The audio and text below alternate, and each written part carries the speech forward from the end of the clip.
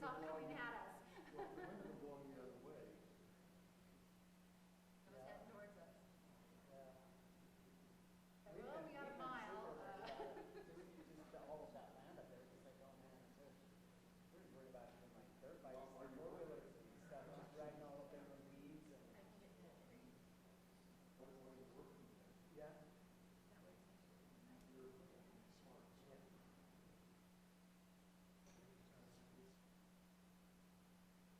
Yeah, Patterson was. Yeah. Yeah.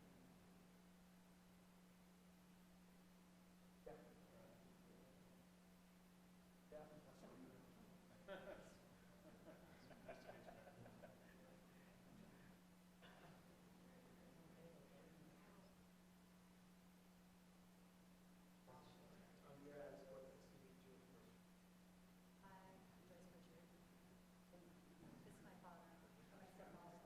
Everybody pray. How are you? Good to see you. There's what you're doing. He was just telling me, he said, he's like,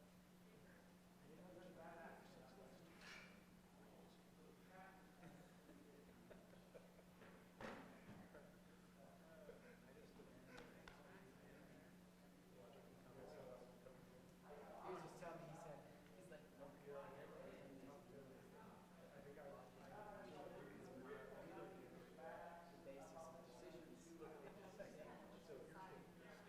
basis of decisions.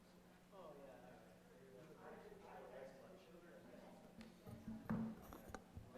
How are you? Good. Surviving the heat. Yes. It is hot. As much time as you can on that therapy. It's got to be cooler. It's still hot. We were there this weekend. It was still. Good. I don't know if you heard me say there's a bad accident up on SRNA 2. Just here at Alpine Highway and SRNA 2. And so it's backing all the traffic coming up SRNA 2. So Brittany, If she's coming down. She's coming down. It shouldn't be bad.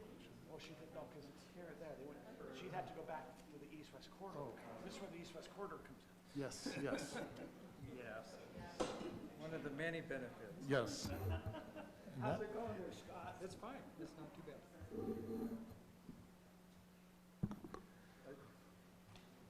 Hard of hearing, so I don't hear the voices.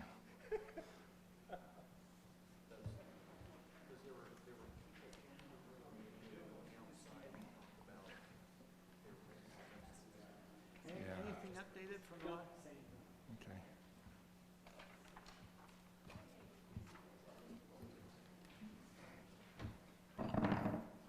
Okay.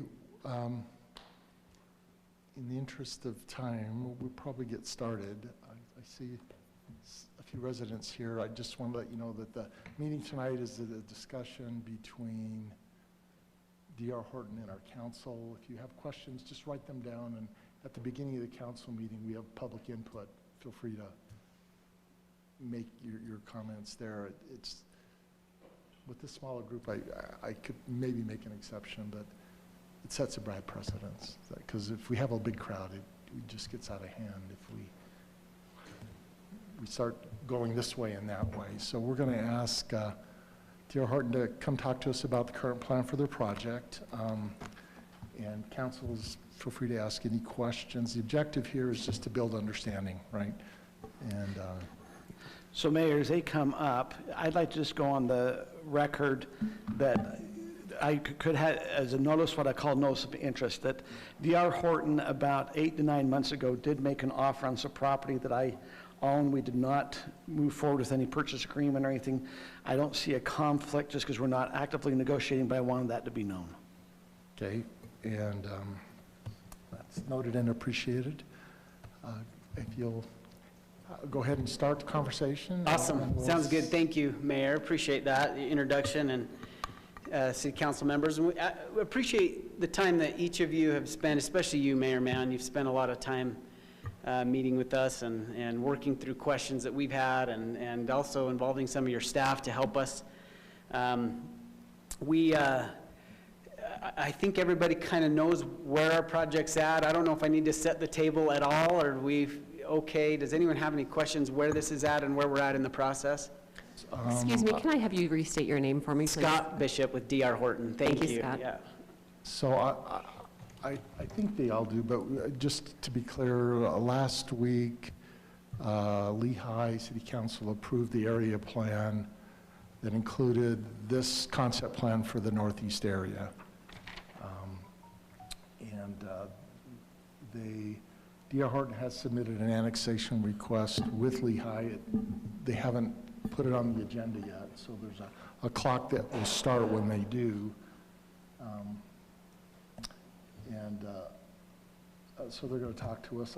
I did talk to Boyd today, and I don't know if he relayed the question I asked him, but I said, there's just one question I'd be interested in answering is, so this project will create a divided community because it's not connected to another part of Lehigh with roads. And so just interested in how that works and what your thoughts are on creating a divided community versus a unified community and a cohesive community. Yep. We've purchased 1,300 acres, and right now we're just amending the area plan that's already been approved, which it only includes about 700 acres. Right.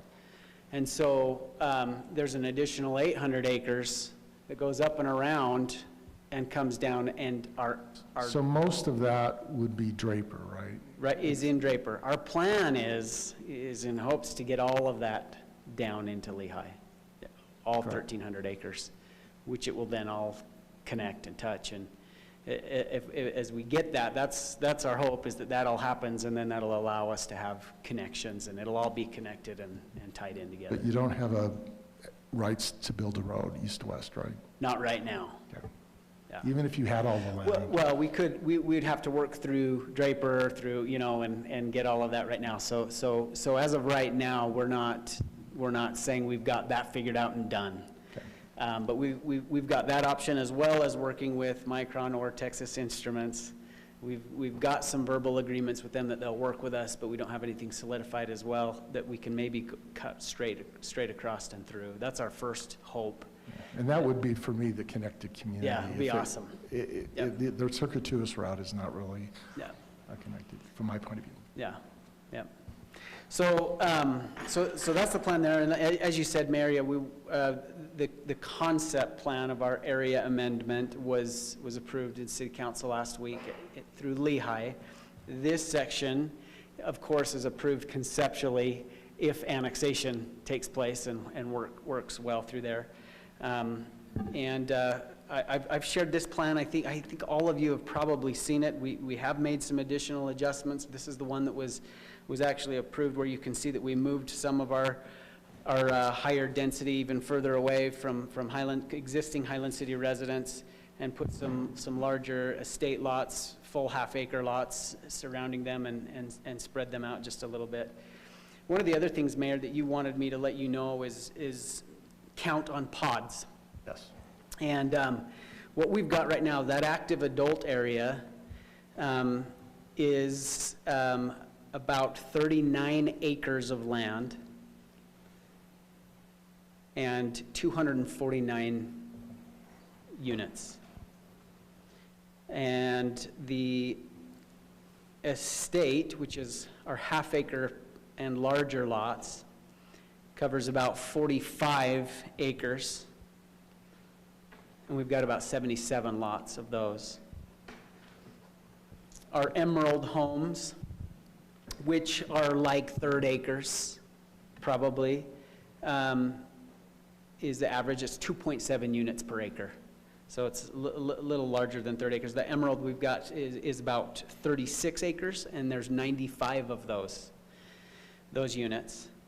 And then our D.R. Horton Plus is about 40 acres of land and 174 units are planned there. And that's kind of the breakdown. And the way we've approved this through Lehigh City conceptually is that we're tied at that number. The top end number was 597. 597. Right. And it was part of the motion of the approval that 597 is going there, and that's it. And, Yes. and that's where we're at. And so there's some, not just city council limitations there, but some logistical infrastructure limitations that keep us at that 597. What are your units per acre on the Horton Plus? Horton Plus is about 4 units per acre. Yeah.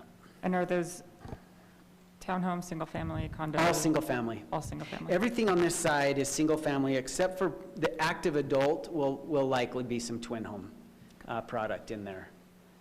So they're not going to, but we have, are they similar to these mansion homes that we have across the street to our west here? Are they Is there- similar to those? In concept anyway, because that's a. That's southwest, isn't it? Yeah, I'm right over not here. sure. I'm not sure if they're exactly, we haven't worked out the design of exactly how they'll be and what we're doing, but the density there is about 6 units per acre in the active adult area. That's about what that is over there, isn't it? 6 units per acre? It might even be a little bit denser than that. I can't remember. I thought it was I have a 6. spreadsheet that has Yeah. it, but I. So yeah, our intention is of course from the very beginning has been to annex into Lehigh.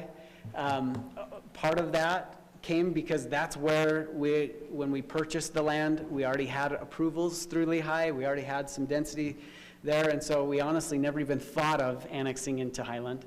So as you bring that up, I got a question. So there's no hidden factor. This is Highland's general plan. It is, there's an agreement, and I know there's going to be some, differentiation on the interpretation of the 1990 agreement.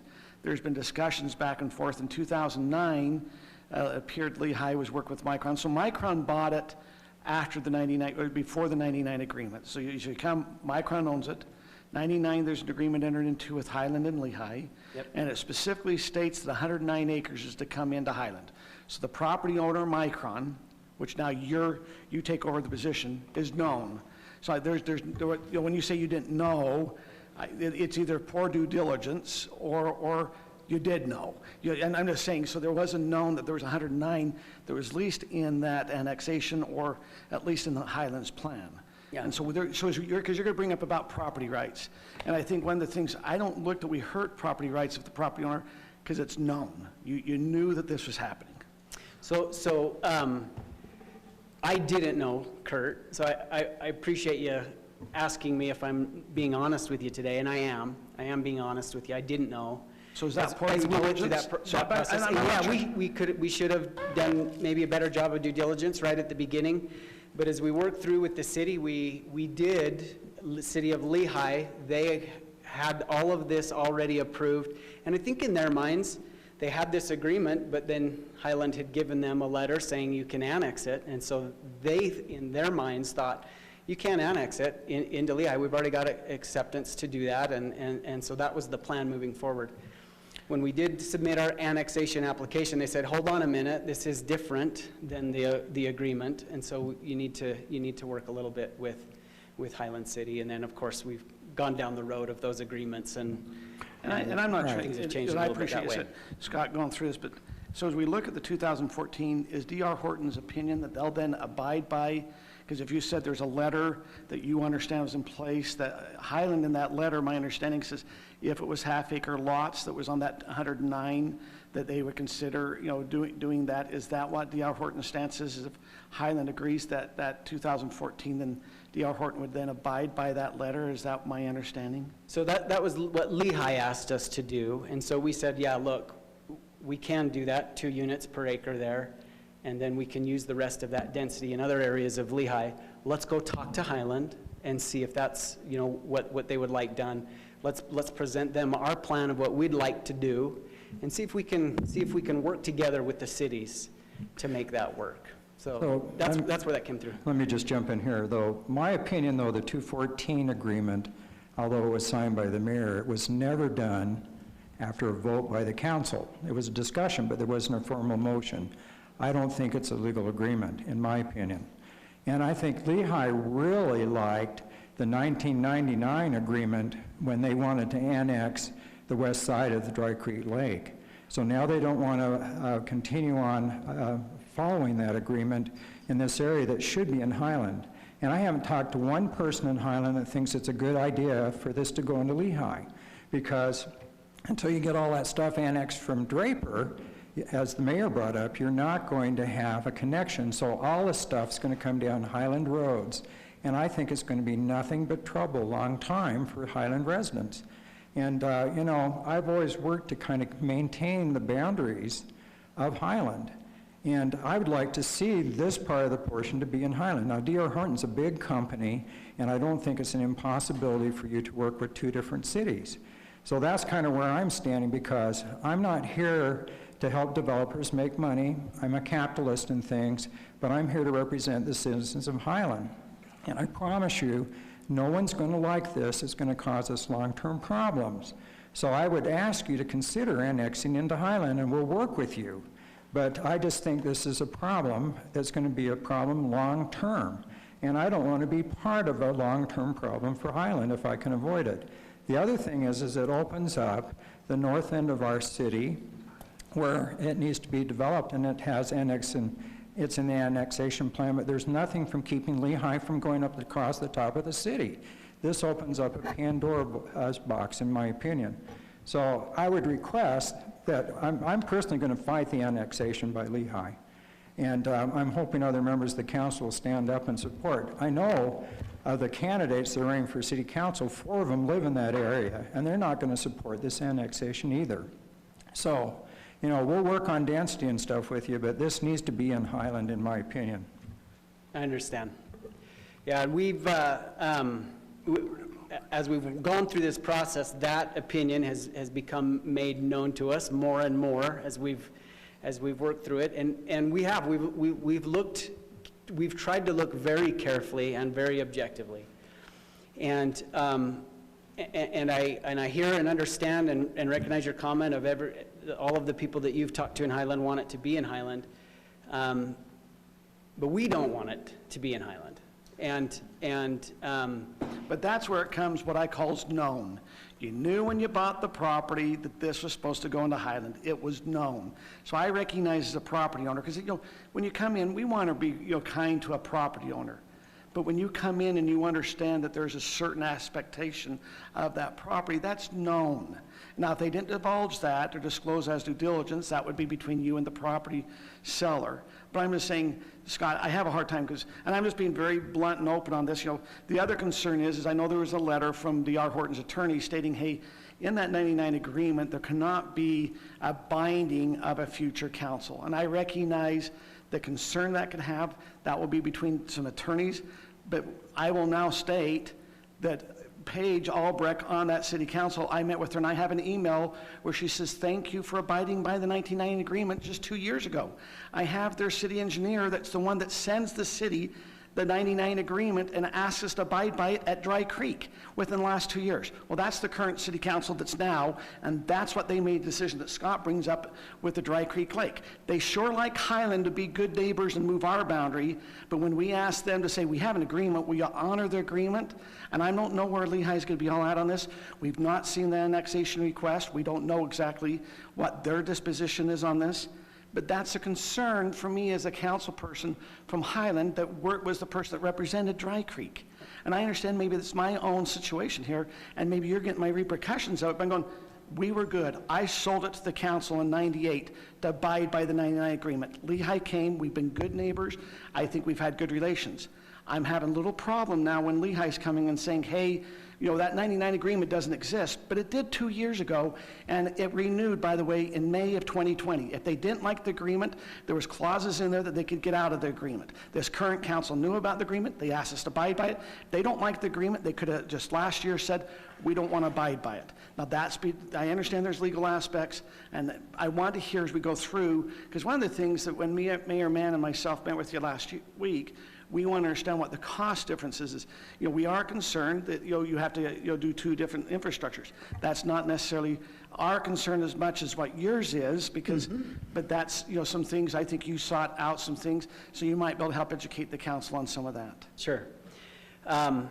And as far as all of those agreements go, I mean, I don't know if this is where we want to go into to all of those and where that's at, because like you said, it may end up coming down to how the attorneys take that. I believe that Lehigh City did, up until we sent that letter to them, thought that the agreement was also in full force. And of course, you'll have a history of them doing that if that was their understanding. And that's why there's attorneys. Yep. And that's why there's courts. Sure. And that dispute will be, there's one that if there's a boundary, from what I understand, and our attorney can help us here, my understanding is that if there's an annexation request come, then as a council, we have to make a decision. Are we going to say yes or no on that annexation request? The next thing is the agreement is not with D.R. Horton. Our agreement's with Lehigh City. Correct. And then our city council would have to make a decision on how we want to go for, are we trying to enforce that agreement, or what's our stance on that? Yep. And Lehigh has to make the same decision. Yeah. They accept your annexation, recognizing that we might feel that 99 agreement's in place. That's not always a property situation. Yep. Yeah, but I want to be very clear too. Our position is not to try to put Lehigh City and Highland City in an adversarial situation. But that is what's happening at What this you're time. doing. That's exactly No, what's happening. It isn't what we're doing. You can say that, but you see me being upset about Lehigh not keeping to the agreement. So that's, you can say, but what I'm feeling, what Scott's feeling, those are our feelings at this time. The way I view that is that's your choice on how you're taking it. Our position is we can't just wait for each city to decide, hey, we want it, and we just sit and wait for that process to happen. We have to move Your forward. impatience makes us have a dispute with our neighbor, the Lehigh City. And that's okay. As long as And I know you're you're, Scott, I successful. understand you're just representing PR. This is, Council, can I just caution you, let's not make this personal, okay? But we're It's not making it personal. When We're you making use we the stand up term, for Highland. I know, but when you use Yeah. the term "you," now you're putting it on Scott, no, but right? Scott, I just said, Mayor, that I represent, you represent, this is not about really a D.R. Horton situation. We're about properties and boundaries. Some of our feelings we're having is frustration about the situation. Yeah. I understand that. But let's try and make it not personal, because, there are options that we can push, and we can talk about those, but if we spend our time here, I think we've made the point. But let's learn what we can. But at the same time, Mayor, and I believe in being civil and different things, this is the same plan we've been given several times. So what's No, new it's not. today? Well, it's very similar, It's and different. it's still super high density for Highland, and it's going to cause us nothing but problems. And I'm representing Highland, and I promise you, nobody's going to be happy with this in Highland except the people that work for you. And I'm just being real honest and frank. And so I think we ought to find some other better solution, because we would love to have you in Highland and work with you. But this is not going to work to have it annexed into Lehigh, and I don't think that's being confrontational or anything. Yeah. We believe it will work well, that it will work best, for sure, to have all of it into one city. So let me ask you this, and this is what Scott, and I think the mayor addressed this earlier. One concern we always have as a city, we are the long-term, if you want to say the developer comes and develops, we end up as a city with the long-term benefit or disbenefit of how it was developed. And with this, one of the concerns I see is it's an island amongst itself outside of Lehigh, but it borders all of Highland. I understand there's Micron, but there's not a road connecting really back to Lehigh at this time, and so we can't state that that's going to happen. It's an unknown. I understand you're negotiating. We're also negotiating. We can say we're negotiating a lot of things. But this, my concern is, brings an island. And so what happens is that I look at all these residents there will probably come down to the schools where all the other Highland kids are at. Probably, if you look at religious lines, there might be in the same religious congregations or in their same geographic area. I'm saying what you're creating here is an island away from Lehigh versus a community, and this, I think what Scott's saying, for Highland, I'm not sure this is the best community feel long-term. I recognize as a developer, this probably fits better financially, but as a community, which what we represent is the long-term aspect, I worry about how this might fit long-term. I understand those concerns. I think those are the concerns that we've had and have talked with you and council and city residents from the very beginning, and I get them. you know, we have tried, I do want you to know, we have tried to listen. We've tried to make adjustments. We've tried to make changes. We've tried to listen, and we've tried to work. Time has continued to go by, and we can't, I know it isn't your problem, the fact that we're impatient and that we need to move forward. But the reality is, for us, that's what we need to do. And we've looked at the costs, we've looked at all the situations, the risk, and all of those other things, and there just is no good reason. So There is property no good values, reason would for us you to- ever, just curious on some of your research, and this might help us. So as you went through, was there a cost difference between going into Highland versus Lehigh? Was there a property value difference? What was some of the things that you valued? Looking at all of the development costs, it's about an $8 million, between a $7 and an $8 million cost, more expensive to be in Highland than it is to stay in the Lehigh. But the cost isn't our number one concern. It's the risk and the issue of having to go all the way back, start all the way over at the very beginning, seek for reapprovals, the area plan that's already existing. If we take half of the land that's in that area plan and move it to another city, what happens with that? I will say, it's it's just really interesting to me that Lehigh has a thing where up until you said you came, this was supposed to be coming into Highland, but yet they let an area master plan kind of encompass what was Highland and what the density was. That's their problem. If they gave a lot of density in something, that's, you know, their city councilman who says, well, I'm fine pushing everything up into the east side. Kurt, I'm okay you're going forgetting that Highland had already agreed for them to take it. There was a mayor letter that was never approved by the council, and if it isn't approved by the council, it's not legal. So the mayors can write all these letters and do what they want to. If there was a council discussion, there was never a vote. So let me just bring up a little something else. You know, we're in the middle of a drought. My daughter lives in Lehigh in a higher density neighborhood, and they're rationing down to 2 times a week. And yet you're proposing a development here in an area much smaller than Highland, which is half the density of Highland, 2,400 homes. Is that correct? 2,000 what? 400? No, not How many 2,400. total? Not in this area. I know this area is 500. But in the whole development, what are you Number of planning? homes is about 1,700. Okay. And then there's But some still, commercial that's in a pretty small area compared to in Highland, we have 4,600 homes now. So my concern is, as we bring in more and more density, and we strain our resources even more, I mean, where are we going to get all the utilities and resources for this? I mean, I'm sure you come off the Lehigh Lake, and they think that's wonderful and stuff, but they're already rationing water over there. And in her neighborhood, as families grow, they move out because they need their kids to play somewhere besides in the street. So I just have trouble with the whole development of this area anyway. I know you're a property owner and I'm a capitalist and all that stuff, but I don't think there's any consideration for the surrounding communities. You'll be able to nice development, but then you're gone and we have to deal with the problems long term. And one of the big problems we have in the north end of Utah County and in Utah period is water. So, you know, I have trouble about putting 500 more homes up in here when we don't have all the resources we need in North Utah County, because they've done wells and stuff in Micron area and they're dry. So where are you getting all your utilities? Where are they all going to come from? I don't know whether being in Lehigh or Highland is going to help solve the water problem. It'd be interesting to know if more water is used on a 3/4 acre lot with all that lawn and a higher density. I don't know.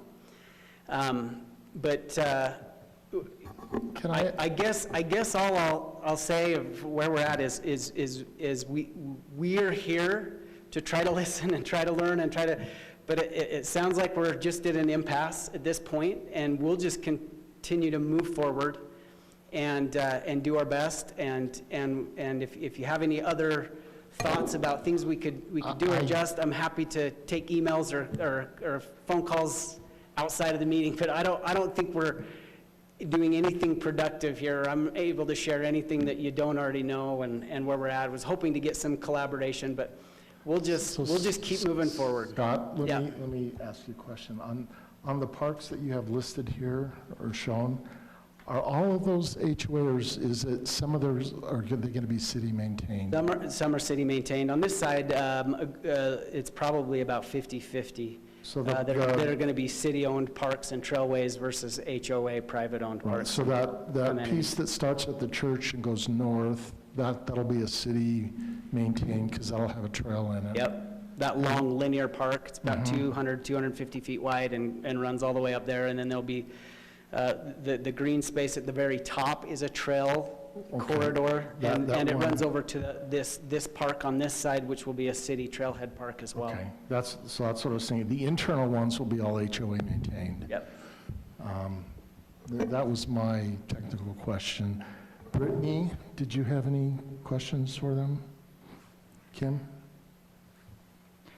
I just want to say I appreciate you coming out here and working with us, and I know this plan has changed. I do see less density. I like the active adult. I think that's something that Highland lacks here. I'm still curious to get the numbers from staff on, I guess, the cost-benefit analysis of having it in Highland versus Lehigh, and that's something that I want to wait on and see really what is our financial responsibility and how does it affect us as a city and our budget. When we put residential in Highland, it doesn't necessarily mean that we're here making money off of it, we're losing money off of it. And so I do want to see that report from staff and see what kind of numbers are run on that before I have an opinion on Highland versus Lehigh. But I really do appreciate you coming out here and talking to us and working with us. And I see some good things here. I see some things we can work together on as well. Thanks, Kim. So Tim, did you have any comments, questions?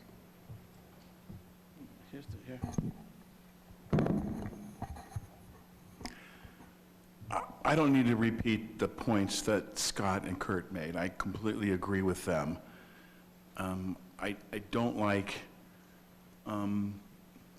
individuals or cities taking advantage of an agreement when it benefits them, and when it doesn't theoretically benefit them, then it's no longer an agreement. I don't like that. That really sits poorly with me. The other thing is, I'm really concerned about the infrastructure. Water is such a problem, and currently, and then we add that massive development, then we just exacerbate the problem.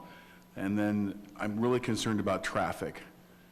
I know what happens when there's more traffic, and if you have 1,500 units here, that means 3,000 cars, well, minus the senior living. Only 597 on this side, the rest are. Okay, so 1,000 vehicles, making a few thousand segment trips per day. That really concerns me. I saw my child miss being killed by about a foot. And I was in the street, and I wasn't pleasant toward the driver, and the added traffic causes problems.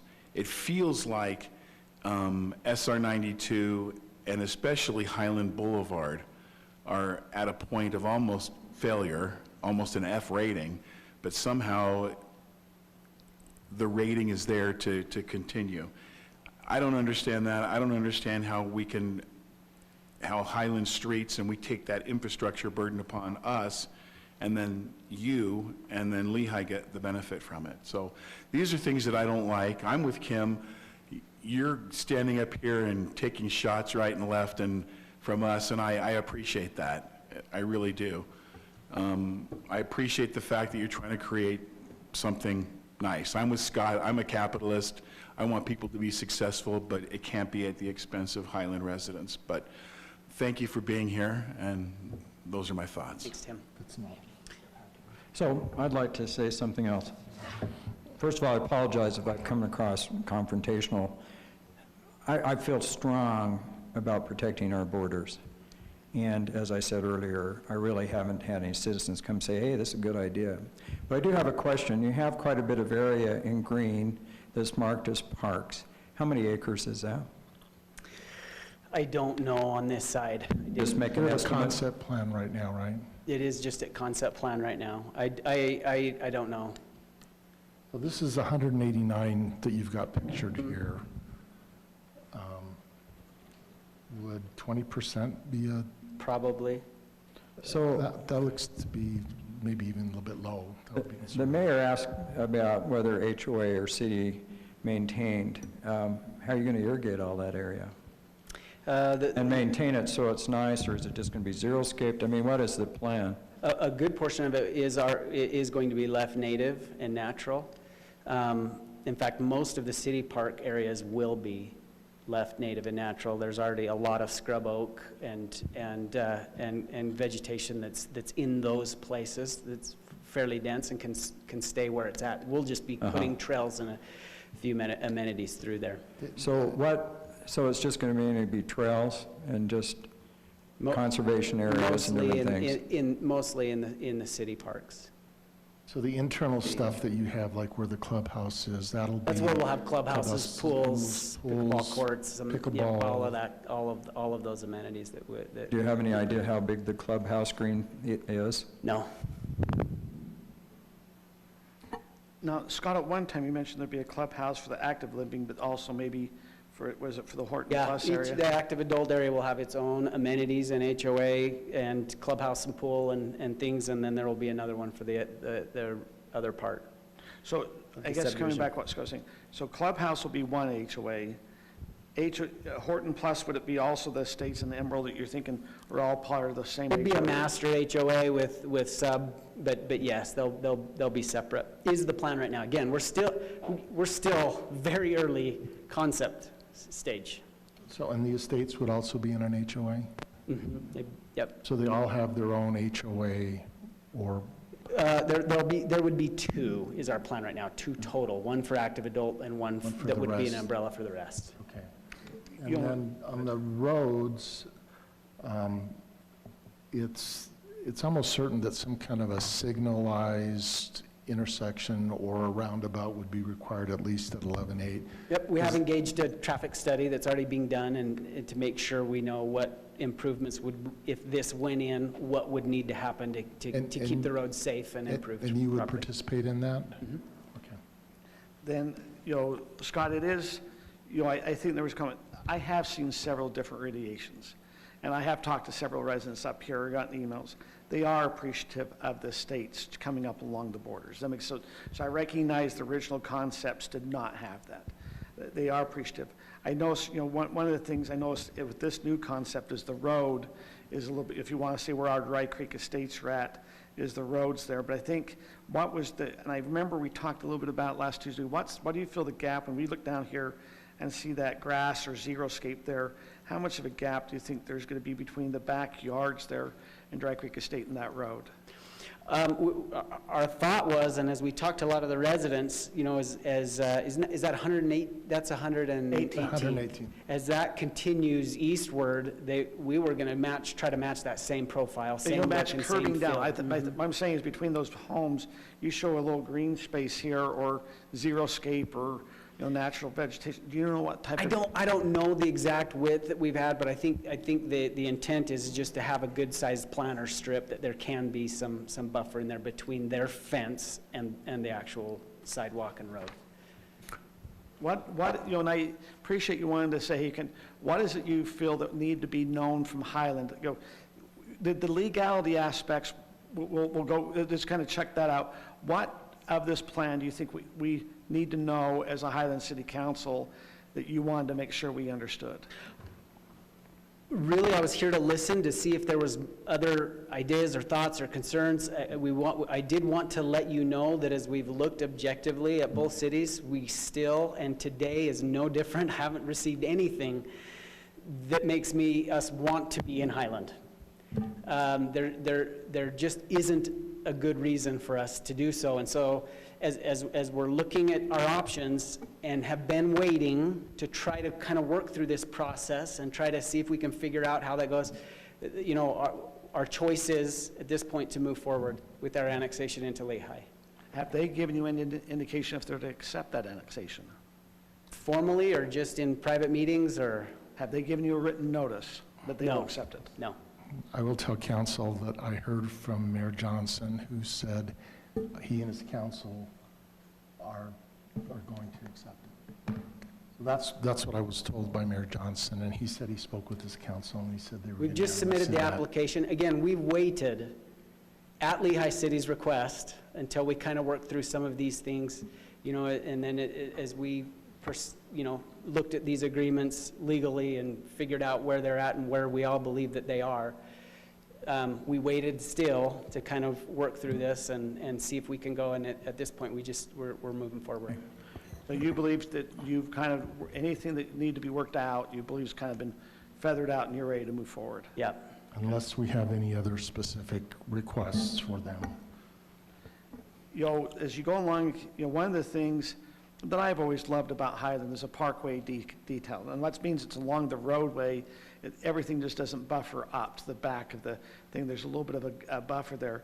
Are you anticipating that you're going to continue that since it's already along Highland Boulevard? Look, I mean, look, regardless of where it goes, we're still going to have to work with Highland City. We've got that Highland Boulevard that needs to be improved, and we're happy to work with. So what do you mean by work with Highland City on Highland Boulevard? Well, Highland Boulevard, you know, Highlands is still in Highland. Correct. And we'll need to install some improvements along there, and that will have to be. So is it your understanding that you would follow Highlands Yeah, Parkway? on Highland Boulevard, yeah. Yeah, that, I guess that was, I That did is our not know that. understanding. That's some new information I was not aware of. Yep, and then as that traffic study's done, whatever, yeah. Yeah. The other is that as that traffic study comes down and we learn how that needs to be done, we're planning on working, you know, with that information as well. Now, in the past, it was the thought that you would be pulling sewer for this area. You're going all the way down to SR 92 to pull sewer, or to have your sewer flow down there. So it's not going down in Highland Boulevard. Is that still the plan? Yep. So there's, And whether it comes into Highland or not, our understanding is that still has to happen. Highland doesn't have the ability to have us, to take our sewer into Yeah, Highland. and that's Boulevard. a TSSD line, and you've talked to them, and they've said and there's, then your pressurized irrigation, are you planning, do you know where you're going to connect for your pressurized, you know, depending on any, are you going down to the Murdoch Canal, or are you going to Dry Creek? You know, Scott brought up the Dry Creek Lake. We've got a few different options, and that our water engineers, that we're still vetting and figuring that out. But we do have to build a Lehigh City pressurized irrigation Holding pond or holding tank. And then you're going to have to also put in, up there in Lehigh, you're putting a new water tank. If, you know, for either, even on your Yeah. west side, you're putting a water tank. I mean, all of this is really, you have to do no matter. Either way, Okay. yep, but if we go into Highland, we have to do some things twice. Let me ask another question. So, you talked about a traffic signal down there by the church, right? I mean, you have 3 different connections on this plan with Highland Boulevard. Are you just talking about one intersection with a light? How about the one on the north that's closer up to Draper? We've got a traffic study being done. We'll look at that and make some, that's when we'll be able to make some determinations. We're happy to share that. So, since this is not a state road, who pays for those lights in the intersections? I wouldn't make any commitments right now, but we would work with Highland City to figure that out. You know, of course, typically what would happen is whatever our development impacts onto there, we would pay, you know, our pro rata share of those improvements on there and help with the costs of those. So you would pay at least partially? Portion. I think those intersections are what, $250,000 minimum? we don't know. Yeah. Roughly, and it could be different if we put a roundabout versus a light. And and again, those will come out of the I traffic do need study. to say again, we're still very early in the concept stages. It feels like I'm being asked to make a lot of commitments as to what we're going to do and what we're going to pay for and how things are going to work, and I don't have the answers to all of those questions, and no, those will come through the entitlement process as we move forward. You know, Scott, one of the things I had heard about, so let's take, you know, like I said, let's remove this annexation. Let's just, you know, we can say, hey, you know, this is, we want in Highland. I think you know that. That's why I think you've heard loud and clear that at least as a couple of the council members would love to have this worked out. We believe that's what the original intent. But with this, let's assume it goes into Lehigh. One of the concerns was it's a concept plan. This still can move around. Your density can change. Is there a way that you see that you can lock this plan in for a surety the residents in Highland can know that this is not going to be modified on them in 10 years. Let's assume you don't build here for 5 years, and then you go, hey, we want to make a modification. What assurity would our residents, I mean, that's one of the fears that's happened. The only surety I can give you is that we'll only put 597 units there. That's all that we're approved for, and that's all that's there. Our intent is to follow this plan. I mean, we've made some changes to this plan that does cost us money. But you could modify this plan as long as there's 597. By the way, the numbers you gave me is 595, but it's, He's always told me 597. no, I know, but I mean, the numbers you gave tonight only added up Add to up to 595. 595. And so with that, what you're saying is, hey, Kurt, we could go and put everything over on this 109. We're mad at how the meetings have went. We're going to go make green space over here, and we're going to chuck it all over here. I mean, it's a concept plan. It could modify. Yes. Okay. So have you had any communication with the church on a possible church up in that area, or is that just all preliminary? Because Just we worked preliminary. with the church in the background and stuff to put a church up in the Boyer development, which is as large as this area.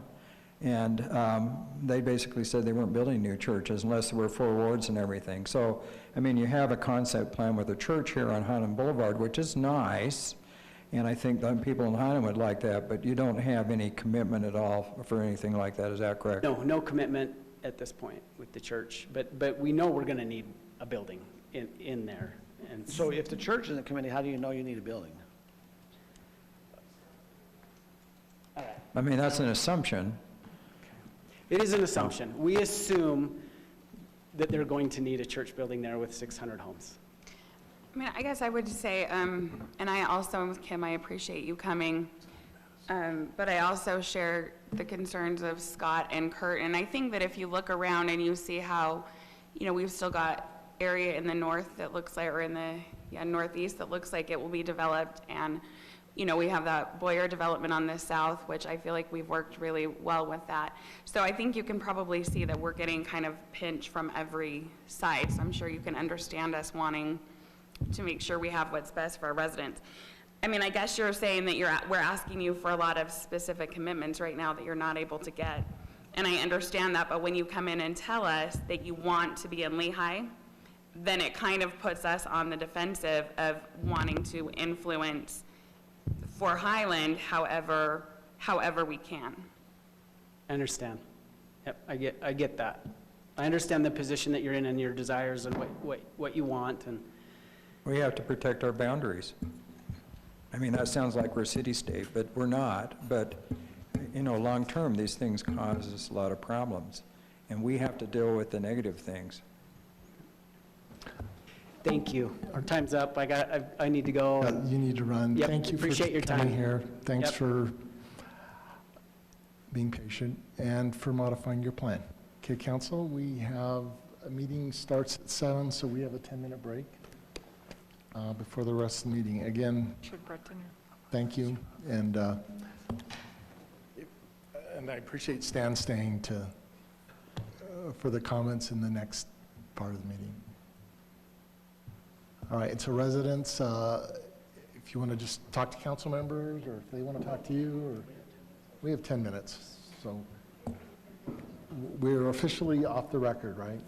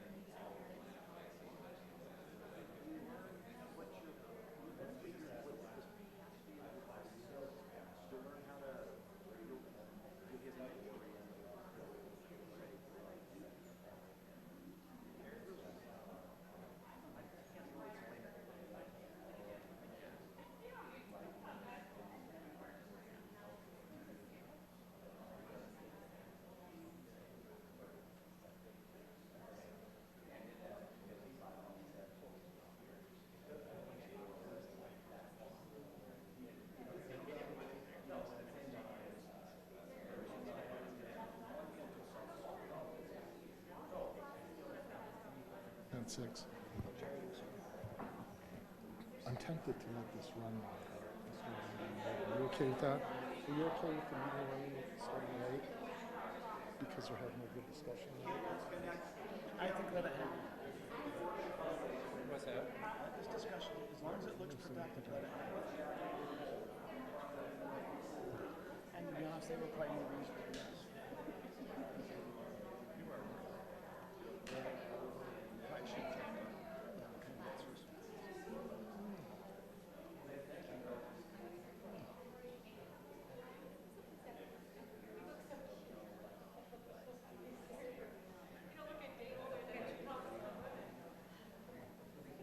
They're in the kitchen. You know those good rolls that were there with the meat? They're in the kitchen.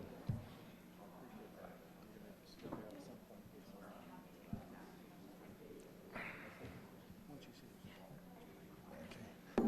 All right, I think we'll start here in a couple minutes. Council is seated. Joanne, are you ready to unpause the meeting?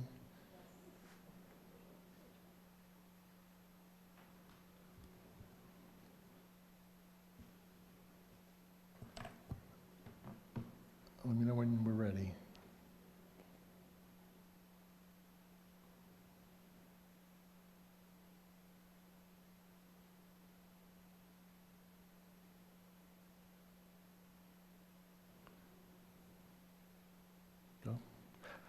Okay, welcome to council meeting. We had a work session before this. Thank you. This meeting is being recorded.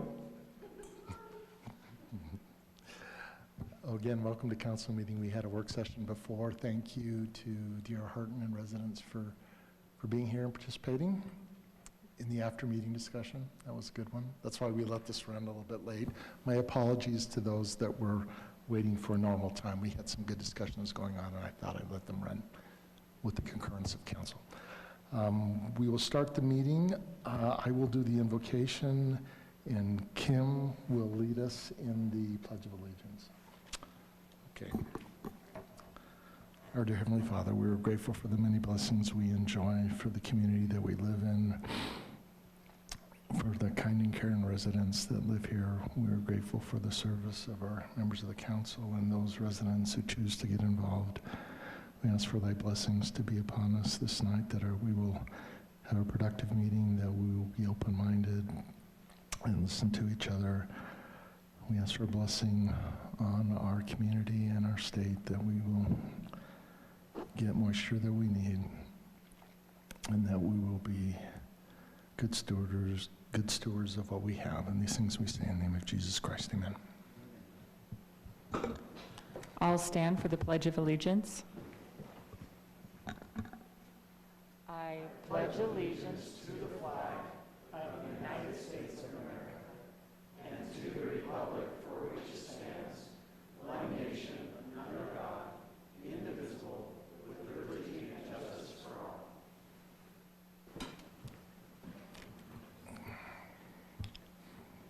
Okay, we now have time for unscheduled public appearances. So if you want to talk about anything, tell Kurt what a nice haircut he has, or you like his suit jacket, whatever you want to talk about, feel free to come up.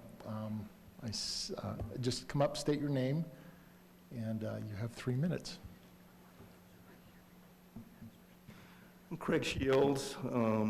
We live in Pheasant Hollow.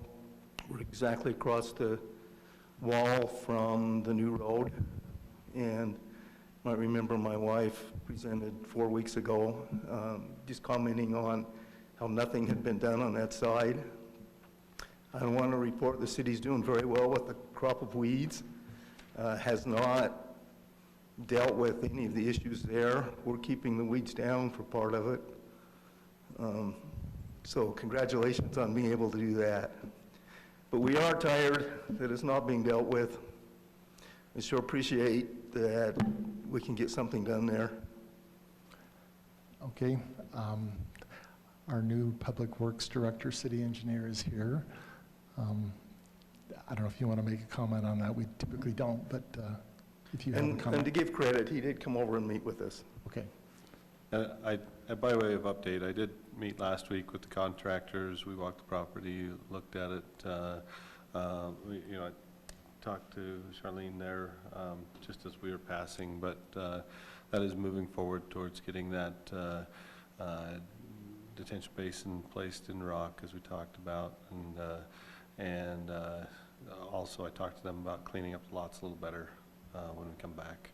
So I know it's not fast, and fast, I wish I had it done today, but the wheels are in motion, and we are continue to move in that direction, and we will get that done.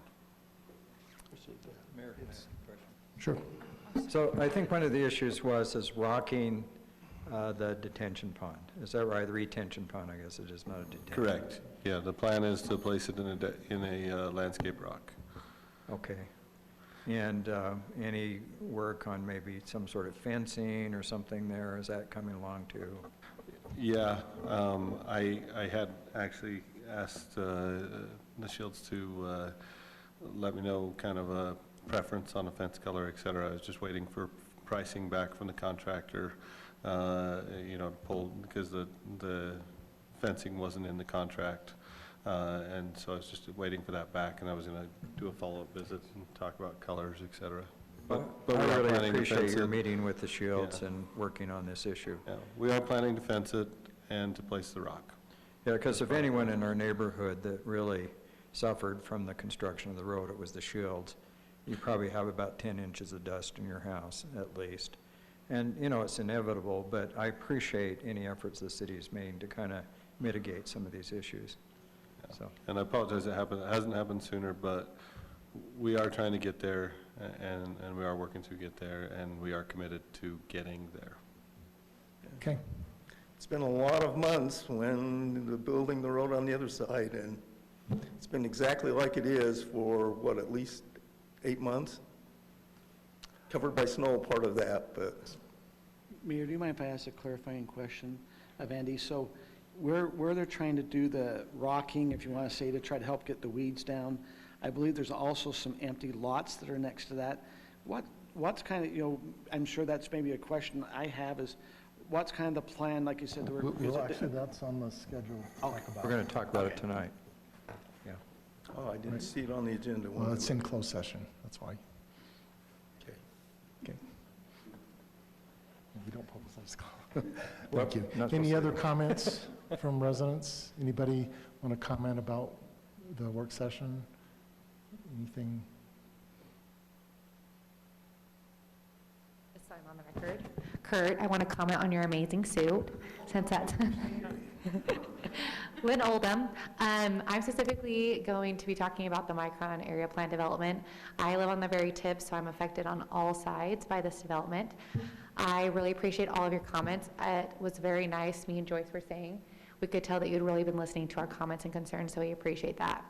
I feel like these things have been said, but I'm just going to have it on the record. After hearing Boyd and talking with them and saying, hey, we can't have a binding contract, we can't make sure that this is how it's going to stay, that's really concerning to its residents. It makes us feel a little helpless on how this is going to be developed, right? It feels like if it goes into Lehigh, it will be completely out of our control on how it's going to be dealt with. And so, I don't know what the option is and if there is a good option, but I do think of the 189 acres, only 27 on this eastern portion reside in Lehigh. I understand that it's not Highland, it's Utah to go to Highland, but I think if there is a way to keep it in Highland, it makes sense. What you have said, right? Like they're using Highland schools, Highland roads, Highland utilities, Highland EMS, right? So I don't see why it would connect to Lehigh, especially because Lehigh has made clear that they don't represent any of us. We're not its constituents, and therefore our concerns are less valued, which makes sense. So, so anyway, just want to make that pointed out, and if there's any possible way for Highland to maintain authority over that area, I think it would be beneficial. And I appreciate your time, and I appreciate you listening to our concerns. Thank you. Anyone else?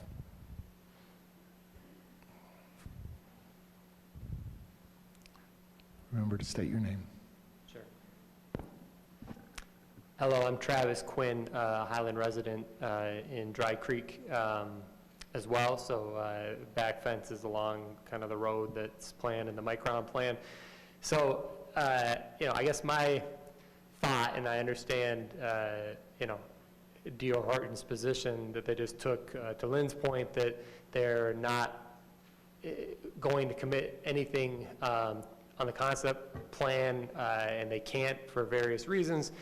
I guess my ask at this point, just kind of seeing how all the cards lie and what the options are, is that we could work out a compromise where we get something as legally binding as possible to hold the current plan, which I greatly appreciate has changed and they have clearly listened to what we've said.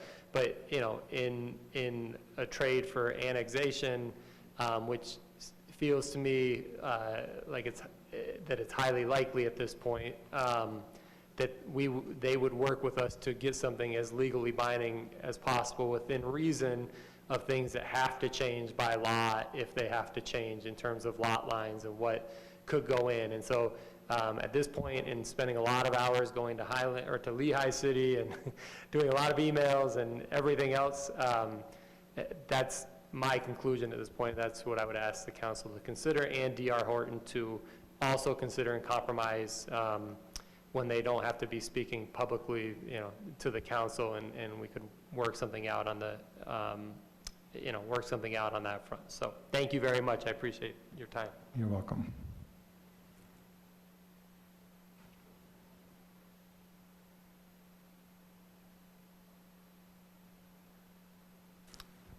LDS joke, it feels like fast and testimony meeting, right? I'd like to thank everybody for coming, and I feel, no, I'm just kidding. My name is Stephen Tu. I'm a Highland resident as well, living in the Dry Creek area. And as Travis just mentioned, I do think that any influence that we can have over the end result, whether that be a binding agreement, whether that be, and have it be annexed into Lehigh, or whether it be annexed into Highland, I'm fine with either, as long as we can be as assured as possible that kind of the most recent presentation is abided by. The other thing that I would say and ask of the council as development, which it's great that it happens, I wouldn't be here without it, and I know that there's some irony in that. Development's going to happen, and it should happen, and that's totally fine. But just that we be mindful of those down road, I guess, as development does happen, that those that have already, made the Highland their home don't get squished out because of the added traffic that be considered. So, thank you. Thank you.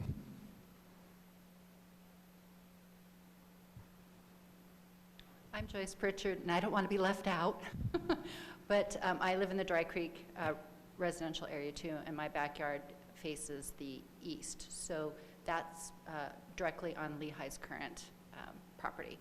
And I really appreciate D.R. Horton coming together with us as residents and modifying their plan. I do like the current plan best of all. I like the buffer. I think there's a trail behind our house. That's what I was told by Greg. I appreciate that because we were feeling pretty cut off about having the access to the foothills. And so everything that they've done, as long as they stick with the plan, I'm for. I'm just going to echo the exact same thing everybody else said. I don't need to repeat it, but we're all in agreement, kind of on the same accord. And I know a lot of other residents in our development feel the same way who aren't here tonight. But I really appreciate you fighting for us and keeping our interests in mind. And yeah, if Boyd was just saying this is the plan, he's planning on doing it, he doesn't want to change it, but we're just concerned that something would happen down the road on the west side, so it forced the density over onto the east side, and then something would change. And so I just really want to protect our interests that way. Thank you. Okay, I'll just make a comment on the trail access going west from the east. That's totally dependent on a Highland resident or two being willing to have a trail easement placed at their property line, right? D.R. Horton can't make that happen. It's us that, and the city can't even do that, right?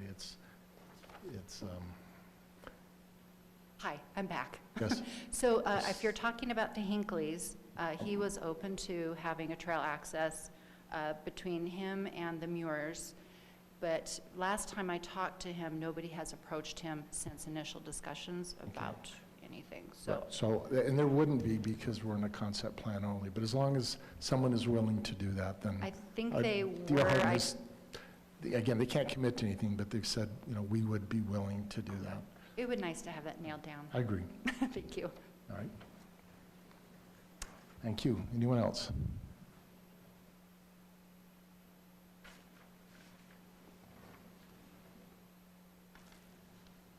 Jerry Abbott. I live right there at Bull River. Our one exit or second exit, the other exit's not that great, but we enter right there.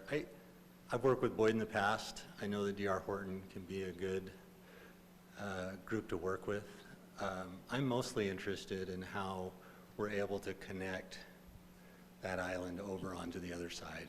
And I know D.R. Horton's talked about their project being able to expand with Draper, and if there's ways we could help them to get that connection, because all that's going to come on to Highland Boulevard, and of course everything else. And we don't have a traffic study yet, so we don't know the full impacts of that, with traffic lights and everything else. But I think the critical thing is just the connectivity to get another way out instead of all 500 units coming on to Highland Boulevard, yeah. Highland Boulevard. And so I think as we talk to Lehigh, and when we talk about Boyd being locked, or D.R. Horton being locked into their general plan, I mean, they have a concept plan.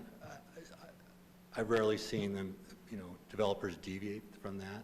But maybe as you guys have discussions with Lehigh, because Lehigh will be the enforcing person, as we talk to them about our agreement, maybe there's a way to get Lehigh to give us some assurance that, yeah, we're going to hold them to that concept plan as well, so.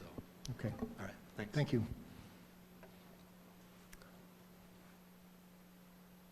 Anyone else? All right. Moving on to the consent agenda, we have 3 items on there. Approval of the meeting minutes from June 1st, reducing the size of the library board from 9 to 7, and an agreement on Workman Farms for utility easement. Thank you all for being here, that we're here as you're leaving. Mayor, I need to state a conflict of interest on number 2C. This easement is directly benefiting my neighborhood that I live in, so I would like to make a motion to we approve number 2A and 2B, and then I'll recuse myself on 2C. So it's approval, consent items number 2A and 2B. I'll second the motion. Motion by Kurt, second by Kim. All in favor? Aye. Aye. We're not doing electronic voting today? We're not, right? We are? Okay, the screen in front of us isn't on. Can somebody turn that on? Just- Okay, we are doing electronic voting, but while they're turning on the screen, you all have time to log in if you can.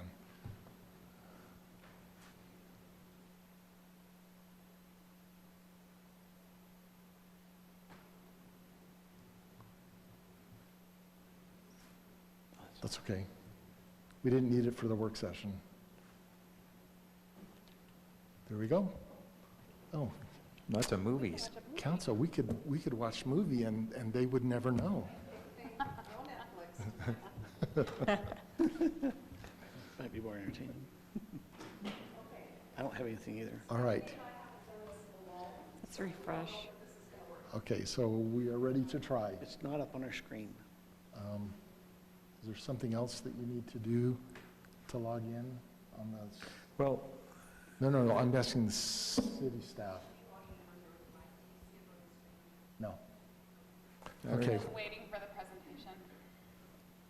Do you want to go back and then land on this again? Okay. Is there a way to somehow, Okay, we're not going to just, okay. so this is, all in favor again? Aye. Can I make a point of order? Sure. So Kurt talked about a conflict with 2C. Yes. But I didn't hear anyone pull 2C.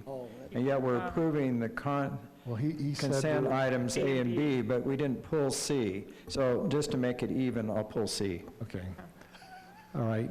We are voting on A and B. All in favor? Aye. Aye. Any Yes. opposed? That's unanimous. And I will take a motion on item C. Well, can we talk about it since I pulled it? You want to talk about it? Yeah, I just had a question.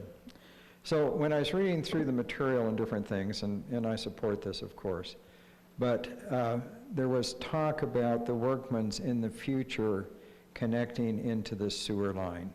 Can you explain that just a little bit more, what that entails? And do we give them, I mean, we're paying them money for this easement. Are we giving them free sewer connections, or will they have to pay like everyone else? I mean, I didn't understand some of the comments that were written in the resource. Yeah, the intent of the connection is just to assure them that they have multiple options for the sewer. So you notice the figure gives them 4 different connections. They wanted assurance that they'd be able to connect at the time of development to the city's sewer, and so we said, look, we'll entertain it down at this point where we're going to do the crossing, but we can also connect in 3 other locations. So this is not, the agreement doesn't give them free sewer connections. It just simply guarantees them that they're going to have a sewer connection, which in reality, you know, they would have had anyway, but it gave them some peace of mind that they would have options. The topography of the area is a little bit limiting, and so I think as much as anything, they wanted to make sure that they could connect, you know, down here to this very connection that they were facilitating if they needed it for development at such time in the And future. part of the agreement then is an agreement with them saying that they can connect in the future. Right. But we're not setting any prices or okay. No, It's this, just, yes, you this can just says, connect. yes, you can connect, and we're going to guarantee you that we're going to let you connect. That's, like I said, which more or less they, you know, they would have had anyway, but it did give them some assurance that they'd be able to specifically connect to this line, which is in the low end of the property, if you will. But it also might, you know, pose the most challenges for them in a development scenario, so may not be their preferred option at the time they lay out their developments, et cetera. Okay, thank you. But it doesn't do any more than stipulate that they will have the opportunity for connection. Do that. So I'd like to make a motion, Mayor. Sure. I move that we approve as a council consent item 2C concerning the agreement with Workman Farms utility easement. Is there a second? I'll second. Okay, motion by Scott, second by Brittany. All in favor, say aye. Aye. Any opposed? That is unanimous. Kurt recused himself, Abstained. and the other 4 were unanimous in favor of it. So item 3, dwelling, public hearing ordinance, text amendment, accessory dwelling units. I believe that's Rob. Yes, thank you, Mayor and Council. We are short several staff members, so we are doing the best we can to fill in for them. This is a text amendment to the city's development code regarding accessory dwelling units. This is a series of 3 text amendments that we're proposing today for the council to consider regarding, these all stem from the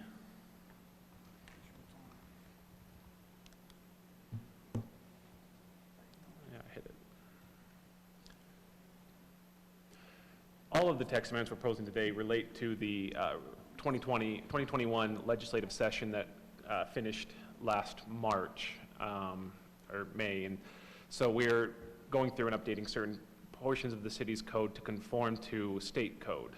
This is one, the Utah State Legislature adopted House Bill 82. Sections of it will be effective in October. We're just getting the jump on it early to get it updated and to match what will be state law soon. Fortunately, Highland had already had a accessory dwelling unit ordinance that mostly complied with state code. We had one thing we had to kind of jump back on, that was on parking spaces. We had to go from 2 to 1, because that's what state code said. But state code does give cities more enforcement options and also allows us to put more restrictions regarding sewer, lot sizes. We can record notices and liens on property in order to ensure that they're enforced properly. Another big change that's not for us as the city, but statewide, is they amended the state building code. So the general building code that applies statewide, they removed the requirement for a fire break essentially between the accessory dwelling unit and the main dwelling unit. They removed the requirement to have a separate HVAC ventilation system. They removed the requirement to have certain access points so that it was a bit easier to modify a home to have a mother-in-law or accessory unit. So we've defined accessory dwelling unit, just to clarify what we're talking about. These are all meant to be owner-occupied homes, and they're renting out the accessory unit part for long-term rentals. These are not your Airbnb. These are 30 days or more as your rental.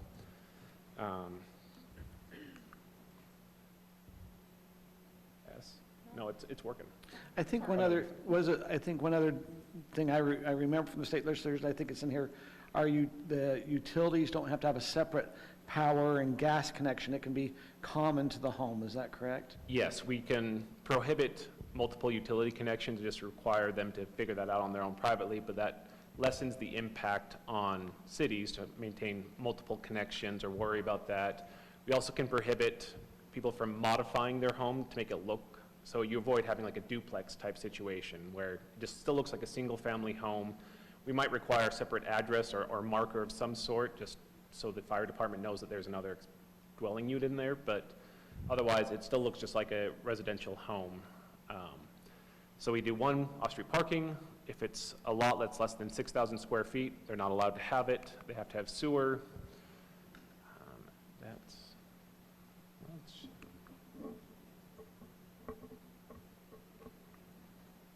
It was working. So we did the appropriate notices.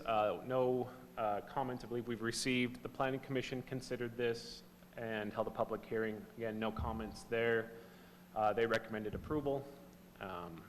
I'll say this is the kind of, I believe, the goal from the state legislature was as a moderate income housing type situation. This provides a much easier way of expanding housing opportunities in places, because now all single family units can now have 2 within them.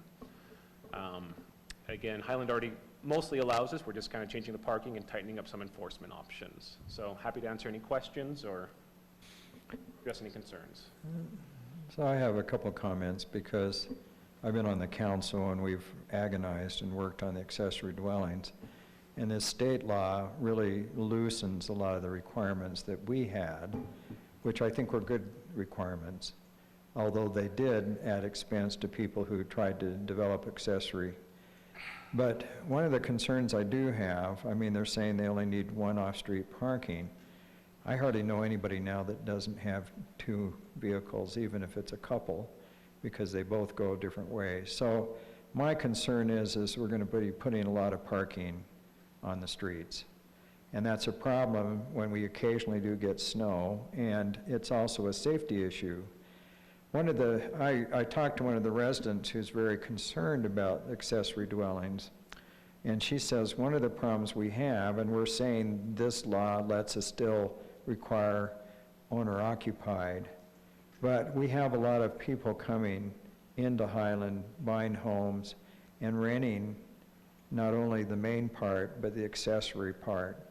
And so, my question is, I guess we're hiring an enforcement officer, but how do we enforce that? Because I think we're seeing a situation throughout the city, and Councilwoman Rodella gave me some examples where we have people that are renting the main structure and subletting, and they're renting 2 things. So what can we do about that? Because it's causing problems throughout the city. That's a great point and a great question. Enforcement's always a problem. again, most enforcement in Highland is based on complaints. So if someone sees a lot of parking, you become aware of, you know, a non-owner occupied place where they're renting out two parts, you know, two different dwelling units within the same house. Call in, we'll try to go and enforce it. The one thing that House Bill 82 does do is allow us to record notices on their chain of title to enforce this, so that we can, it gives us more ways to enforce and kind of force them to comply with the city and impose a lien on their property.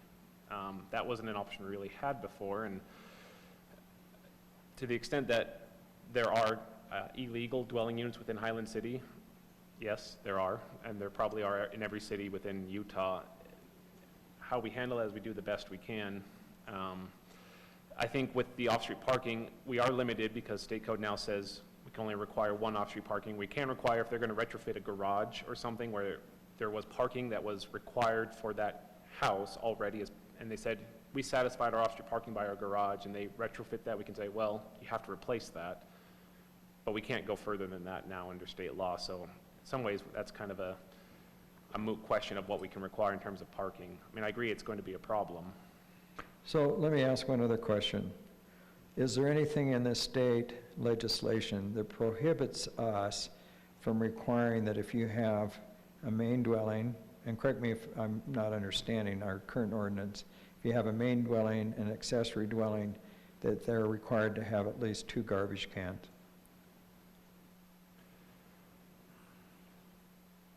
I would think for an accessory dwelling, you would need a separate garbage can.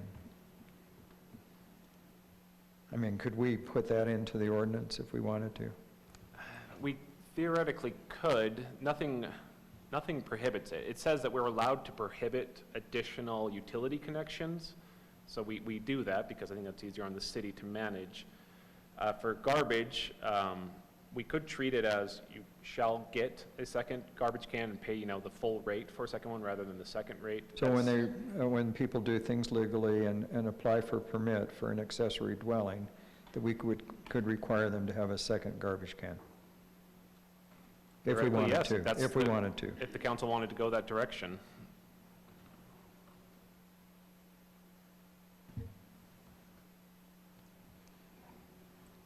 You know, Scott, as you bring up that question, do you think it's a concern that I guess, you know, if it's an owner occupied, would you think that the owner would kind of help us out with that situation? Because they'd have to deal with it if they don't have enough area in the garbage can.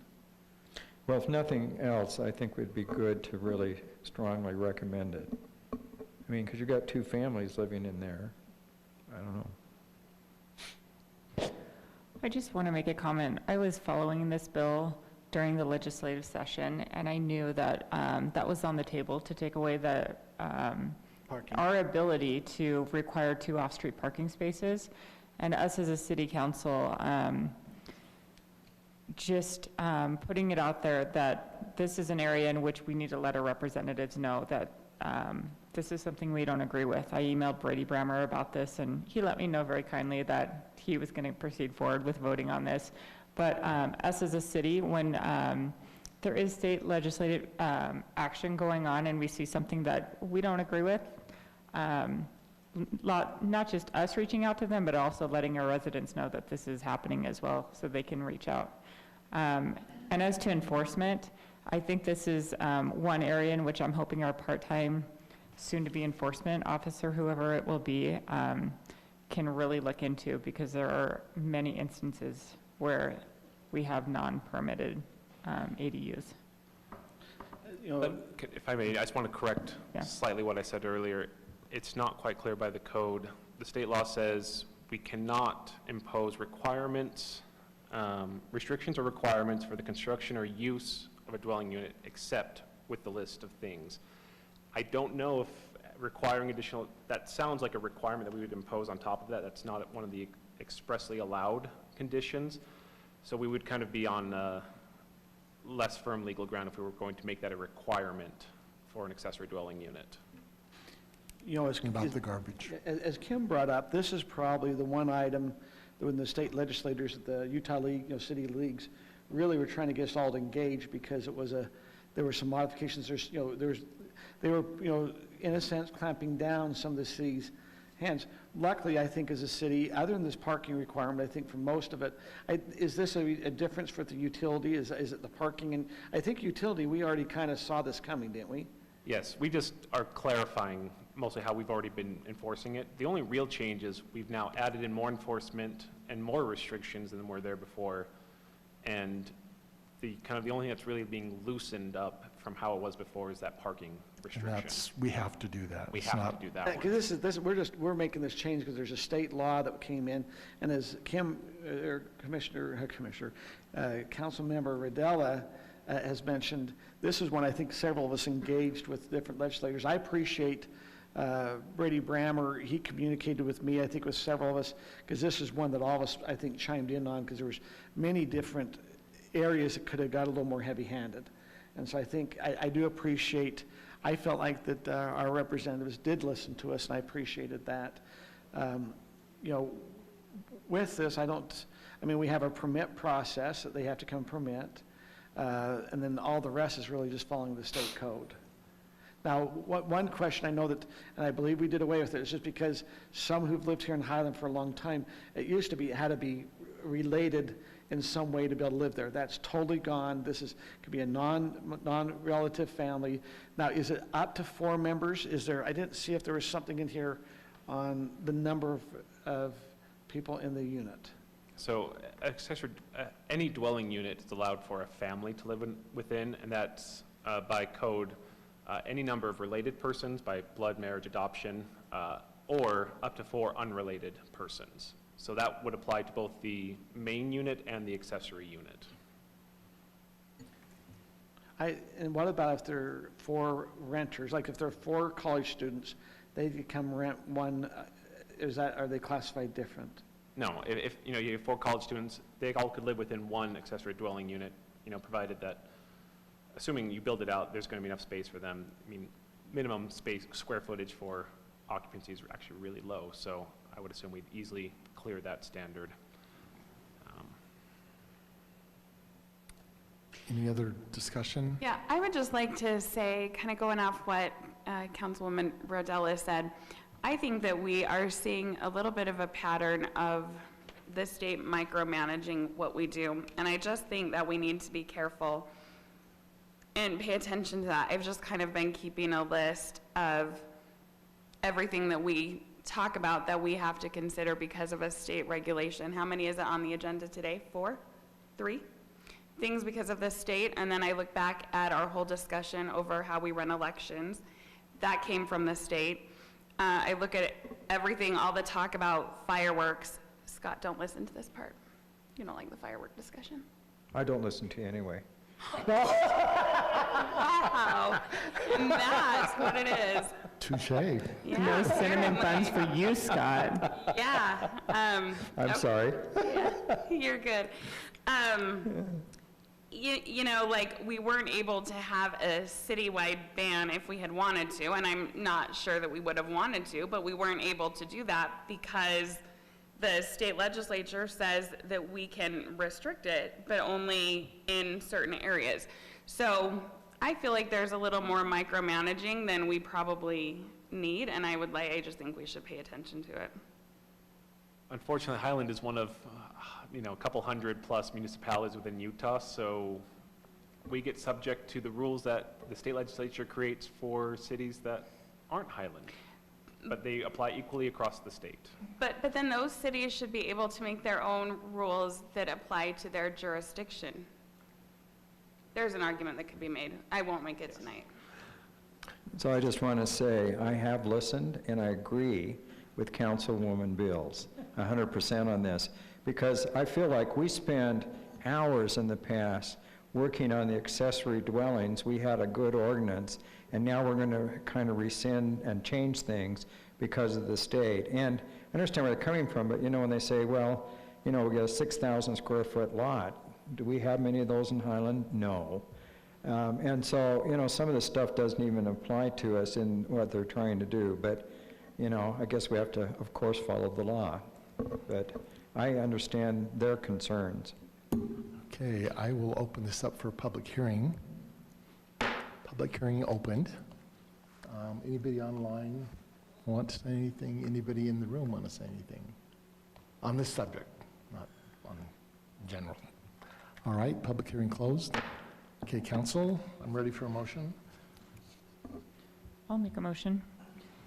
I move that the city council accept the findings and approve the proposed amendment to several chapters in Chapter 4 Conditional Use Procedure in the Development Code.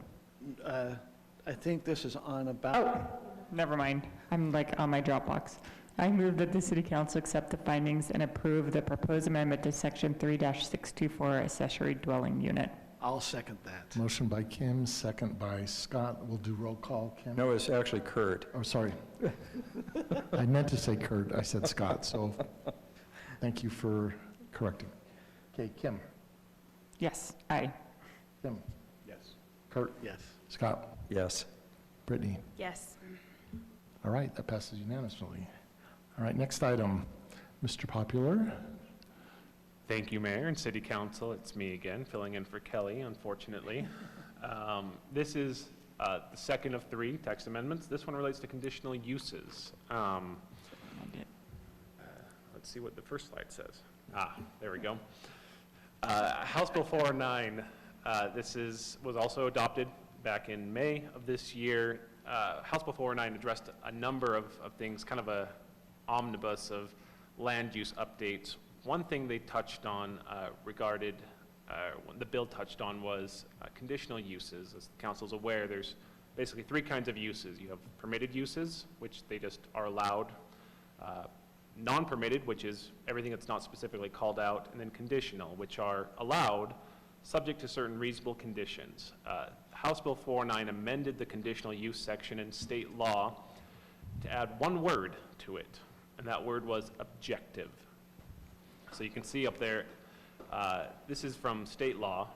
A municipality may adopt a land use ordinance that includes conditional uses and provisions for conditional uses that require compliance with objective standards set forth in an applicable ordinance.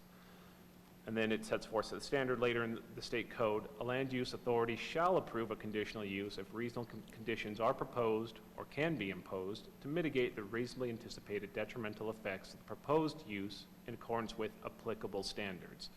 In short, conditional uses are approved if we can come up with reasonable conditions that are objective based on objective standards that are set forth in an ordinance to impose those conditions. That was kind of a long roundabout way of saying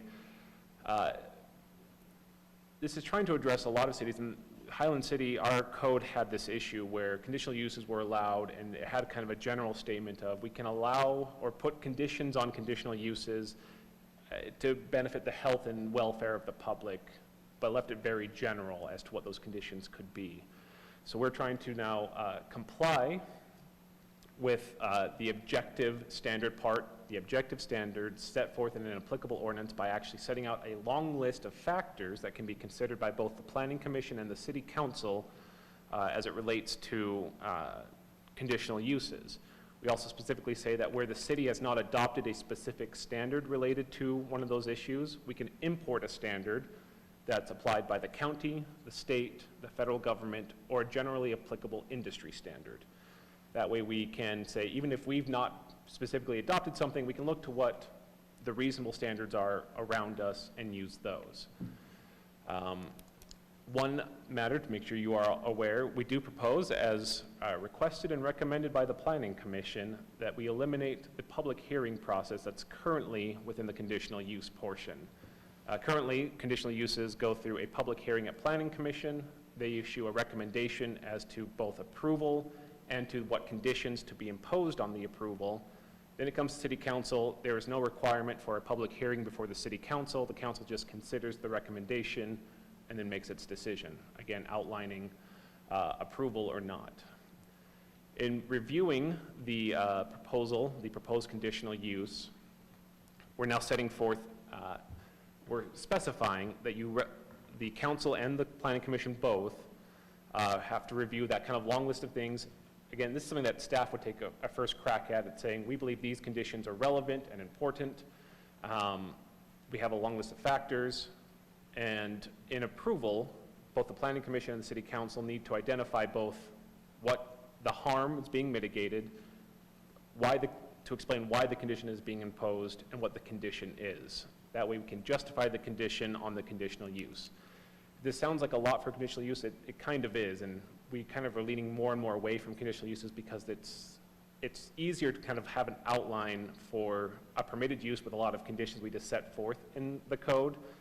But there are certain uses that are hard to say exactly what we need to consider for every use, so we do still have this list of things.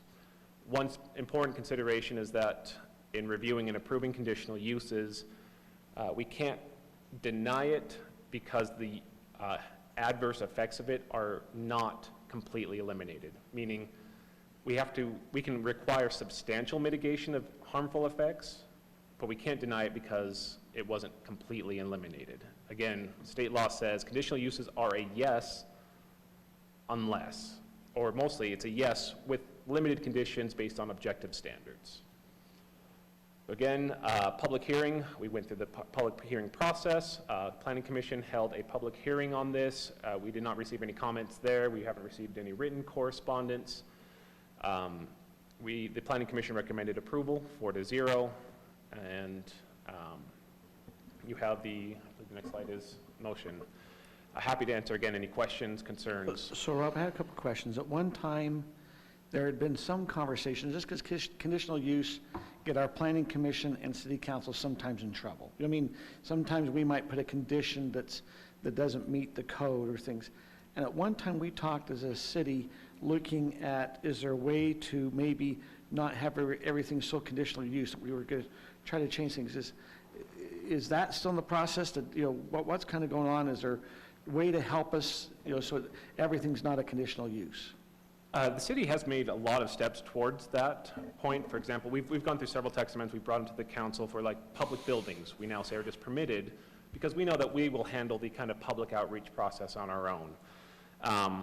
For another example, in the R140 zone, you know, the standard residential zone, we have a list of permitted uses. Among them are, you know, residential facilities for the elderly. That's just a permitted use, but in the code, there's kind of a list of kind of factors and things they have to show that they meet in order to get that permitted use. And that's kind of the direction we would recommend going in the future, is just removing all conditional uses and making sure we have the factors that we can still allow them. Like churches are conditional use and schools are conditional use because we need them in a lot of residential areas, but it's hard to identify from the outset what we'll have to consider when that's going in. So we're still working kind of making that transition, if that makes sense, from a conditional use to a permitted use that clearly delineates where it's allowed. Can I ask a question, kind of? So this state code, House Bill 409, is like, I think, 2,353 lines. Yes. And I was a little bit confused when I saw we were talking about eliminating public hearing part here, because I went through that several times and couldn't see where they were saying no public hearings. They don't say that you need one, but they don't prohibit it, as far as I can tell from what I read through this.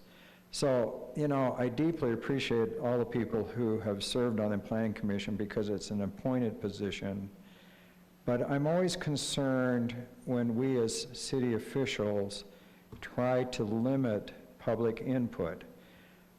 Yes, we allow people to talk at the first of our meetings and different things, but I think the public hearing, in my personal opinion, is an important part of any permitting process, the conditional use and some of these other things we're going to talk about. So personally, I hate it when we kind of try to eliminate opportunities for people, because when I have people come like tonight and things, and when I've sat in public hearings, and I've sat in some pretty contentious ones over the years, I've learned a lot, and in many ways, I've been willing to change my opinion because of that. So I think we need, in many ways, more public input than not enough.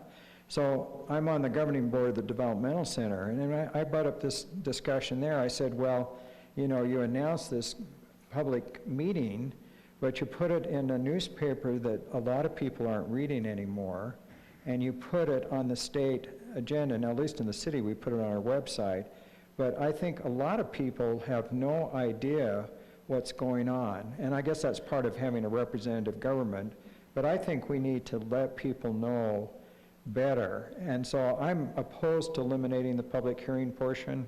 I know it's a frustrating thing, especially for the Planning Commission, but I think it's part of the democratic process, in my opinion. Well, and Scott, also, we've had this discussion. We had a really long, lengthy discussion on this one, and I think all of us agreed that we wanted to keep that public hearing portion in. So I think as a whole, I'm fine making amendments to the code to comply with state, but still keeping in that public hearing process, which we've already discussed. I agree. Okay, so is there anything in the amendment other than the public hearing that we should keep, or is it the only thing, the public hearing? Based on the comments I'm hearing, I think the only change the council's looking at is basically accepting the changes as proposed, with the exception of there was a removal of the public hearing section, reinstating that, and then just kind of shifting all the new sections down, you know, okay, numerically. Is there anything else, Rob, that you see we should have focused on or paid a little bit better attention to? I mean, this is a lot of, you know, when you get into the legal and things, is there anything you're saying, hey, you probably should have noticed this, this was something that was a change coming about, or things of that nature? The major section of this is actually just a long list of different factors for the city to consider: environmental, pollution, noise, dust. We want to have those in the code so we can then point to them when someone comes to the city and say, our code allows us to look at this as a factor for your conditional use, therefore, and then can make a recommendation based on that. So that's the kind of majority change. The other changes are mostly changing the language from kind of an outdated version of conditional uses, which were allowed a few years ago, to making sure that it's a permitted use with conditions, that basically it's a yes with conditions, and that both the Planning Commission and the City Council have to kind of identify the reasoning for the conditions. That's kind of was already in there. We just clarified that and updated the language to match state law there. I guess with the public hearing requirement, we can put that back in. A couple of questions. The public hearing's only for the Planning Commission. Would you leave it that way? And then, I believe it says 12 days before, 14 days before. So you're saying it would only be at the Planning Commission, not at City Council? That's correct. The current process is that only the Planning Commission holds a public hearing, and the notice has to go out 14 days before it. One recommendation maybe from staff would be to shorten that notice period, but that's... So state law allows 10, which we're doing with most things now, so we just like to be consistent. Well, if we amend it to 10 days, that would be more consistent. As a council, do we, I mean, so you're saying, I mean, one of the concerns was about Planning Commission. I was going, okay, well, let's bring it to the council, but right now, you're saying that as it comes in as a conditional use, we don't have any public hearing on it. Council does not, correct. It's all at Planning Commission. Which kind of makes sense, because you want Planning Commission to vet things ahead of time, and having a public hearing makes sense there. But Planning Commission voted to get rid of the public hearing. Correct. You could also say, we'll do a public hearing at City Council, not Planning Commission. Or both, or just leave it as is, which is just Planning Commission. I'd probably have the ability to have public hearings at both if we need to, but I wouldn't eliminate it from the Planning Commission. I'm fine with that. I am also, so Scott, what you're proposing is it would be at both Planning Commission and City Council? Yes. Okay. As a mandate for both? Or is that something you want council to weigh in on if they want to? I would think the council would weigh in on it, whether we need one. I mean, you may have something come forth in a conditional use permit, and it's not controversial at the Planning Commission level, so I don't know if we'd need to have a public hearing. But if it's controversial, I think you would want to kind of step in and say, well, we need to hear from the public before we approve this. That's kind of where I'm at. So you would need to provide notice at least a couple weeks in advance to let staff. Yeah. Well, at least 10 days. That'd be a hard Which we can do today, right? Right. No, Nathan, you're shaking your head concerned. Share with what your concern is. we need to have a consistent process. So you're saying either do both or don't do both? Yeah, pick one, and so we can. I say both. so I we say could both. tell. I say both then. I agree with Nathan. You can't figure out what's controversial and not until you have that public hearing. So we have to do 2 notifications then? Or can we do it all in one, that there will be a public hearing at city council? It'll just be 2, we'll figure it out. Well, that's a cost, council, you're aware, you're adding cost to our budget that wasn't budgeted. Well, it'll be developer. 'Cause Developer pays for the they provide the envelopes and all that, and us, yes. So it's a cost to the developer. Us. It'll be both. and us. We pay the postage, right? No, they pay They postage, postage. but we have to put everything together and send it out. So, But to have the public involved in the process, I think it's worth it. Okay. So open it up for public hearing. Anybody online? Anybody in here? Public hearing closed. Council, any further discussion, or are we ready for a motion? Sure. I move the city council accept the findings and approve the proposed amendment with adding that public hearings will be added to both planning commission and city council to the several sections of section 4 conditional use procedures in the development code. I'll second it. Motion by, Sorry, just to clarify, did you want to also add that 14 to 10-day notice change? Because it's currently 14, we recommended 10. Let's make for 10 days. Consistency. Yeah. That we also move our notice to 10 days. You still second that? Yes. okay. Motion by Kurt, second by Scott. We'll do roll call vote. We'll start with Brittany. Yes. Scott? Yes. Kurt? Yes. Tim? Yes. Kim? Yes. Okay. Next item. Mr. Popular, again, you should break out into the wicked popular song. We should never refer to our attorney as being wicked. Well, there's a play Wicked. and Mr. Popular was one of the songs from the play Wicked. Just to clarify. Thank you, Mayor and City Council. This is the third and final text amendment related to recent changes from state law. This regards parcel boundary adjustments, lot line adjustments, and plat amendments, and basically what those actually are and how we handle them as a city. Again, this was another part of that very lengthy House Bill 409, and it modifies the process for adjusting property, recorded property descriptions and restrictions, subdivisions, and the like. So there's one of the issues that I guess cities have run across is you can use the term lot or parcel kind of interchangeably. This now clarifies a parcel is basically something that's a county parcel. It's not in a recorded subdivision plat, it's a meets and bounds description. That's a parcel, and people can adjust their parcels basically without city approval unless they have a house on it. If they have a house on it, then they have to come to the city just to make sure they still meet zoning. But otherwise, if it's just a bunch of parcels, undeveloped, cities don't get involved with the adjustment of their property. Lots are anything that's in a recorded subdivision. And so lot line adjustments, now just you go to the subdivision plat amendment because you're adjusting a plat that's recorded. So Kelly put together this little chart here that was in the report that outlined the current process and then what we propose going to, which is meets up with state law. We had some confusion in our code regarding parcel and lot line adjustments. Those kind of were interchangeable or overlapping terms and processes. Then we had a separate plat amendment section. We're proposing we have one section just about parcels. That's the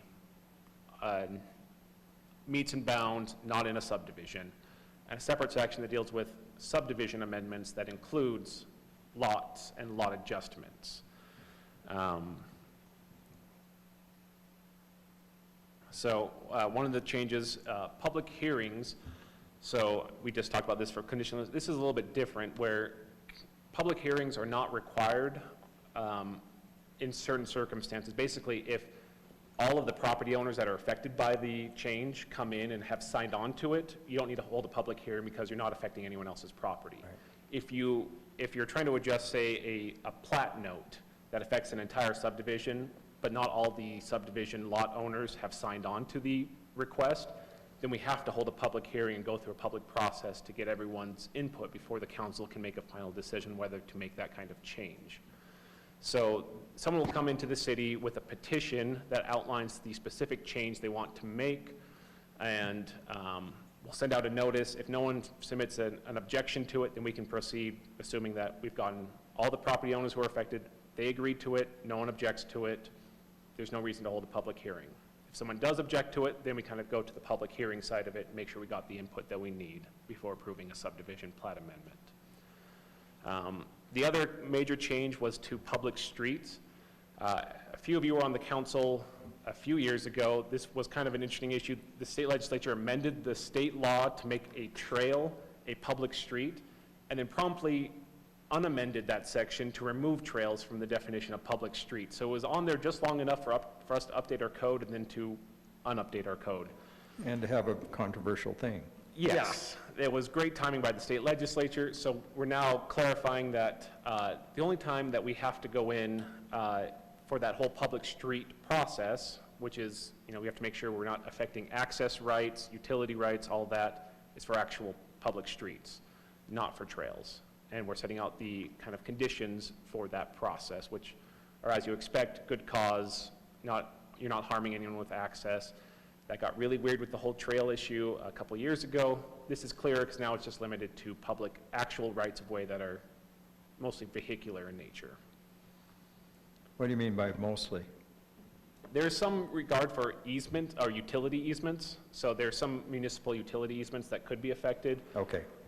We don't really have those. We have public utility easements, which are for all public utilities. We don't have any that are just for Highland, but that is an exception to that requirement. Otherwise, trails are not a public street for purposes of the plat amendment process. So, Rob, I probably have 3 questions on this. So, since you're just talking about the trail coming off from the public street, since we have the referendum being about, if the referendum was approved, is it underneath the law when it was approved, or underneath what if the residents voted in favor of in a sense to let the sale happen? For purposes of the referendum was challenging or is challenging a specific decision from a specific day. So nothing in this affects that. If there's anything moving forward after the referendum, it'll be under law going forward, okay. But we'll get there when we get there, or if we get there. As of now, the referendum is on the books, challenging a decision made under certain law on a certain day. Even though the law's changed? Even though the law's changed, the referendum wouldn't really be affected by this change that much anyway. Yeah. Okay, so now let's go forth. Last city council meeting, we did some orphan parcels. So if when they go down to the county to purchase it, I would assume the county's going to create a parcel that they're buying. So will they need to come in if they want to combine that with their lot? How does this work with this? Those would all be handled by plat amendments. You've seen several of those come through where someone has purchased, an adjoining lot and they want to expand their house or build a pool. So they'll ask the city council to approve an amendment to remove the property line between the 2 lots. This would be much the same way. Basically, we would be executing a deed by the city, transferring a certain meets and bounds, the legal description that goes to details of all the curves and points, transferring it to them, and then they would have to go through a lot line adjustment, a plat amendment process, so that their lot accurately shows that they own all of it.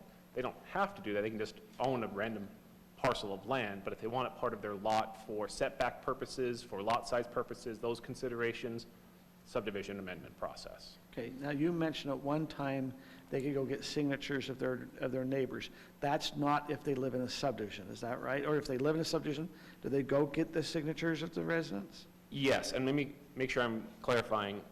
There was a signature gathering process for like the neighborhood option trails and that. This is separate from that entirely. This is just, often when the council approves a plat, you'll have plat notes or a conservation easement that runs across several lots or something of that nature, where you could have a description on a plat that could affect all property owners within that plat. If someone said, I want to change that restriction, you would basically be changing for the entire subdivision. So they have to go get the approval of everyone who is affected by that. And if they don't, then we have to go through a whole public hearing process because we want to make sure we've gotten all the feedback. But if it's just like 2 lots that are just shifting the boundary between them, we don't have to go through a public hearing if both of them agree to it. But public hearing is from a city perspective, it's work done to mail the notices, and in that case, we pay for the notices, or the people requesting it pay for the notices? I believe we have to send them out, so. We require them to pay for it? We send them out. Yes, so we send them out, but we require them to provide the radius and the stamped envelopes. Well, and so they pay the postage. Yeah. Yeah.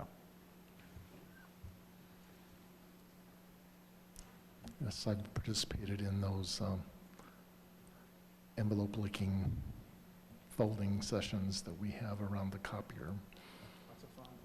So Rob, if an individual, which is going to same, I guess, be the same as these open spaces, if they have a little parcel that's not part of the original plat, they need to go through a plat amendment, or is it just a lot line adjustment? The lot line adjustment is a plat amendment. Those are, Okay. anytime basically you're touching a lot now, which is a recorded part of a subdivision, including if it's a lot and a parcel, then you go through this subdivision amendment. I think it's to make sure that subdivision plats that are on record with the county are accurate for what's actually owned by everyone. That was where we kept on asking questions about the plat. I go, if we keep doing these open space, how do people know that things have changed in the open space? And this is the process. This is that the will take process care to of it. fix that. And there might be a way to, for example, this is the tricky part, is you could theoretically have several parts of little open space parcels that get sold off, and someone could say, well, let's just do one plat that just incorporates all of that. But if you're going to record something that affects lots that aren't buying, all of those lot owners would have to sign off on it. That could cause issues. So we might have to go through a hearing process for that, or just say, you get to record small plats that are just of your lot, that aren't affecting anything else. Right. Oh, boy. Amending property is fairly difficult because the records are hard to keep accurate. So in your opinion, is this a good process then? As best I can understand, it seems to be an improvement. Yes, because there's a lot of unclarity before how you change your property description when you have a house, when you're in just a county recorded area. What does that mean? I think this simplifies and clarifies, especially when a hearing is required and when it's not required. Because I like people, if they own their own property, they can come and say, we got everyone to approve it. Why should we go through a whole drawn-out process from property I own? I think it's a more efficient and effective way that still makes sure that if there's any issue, the council hears that and has a chance for public participation.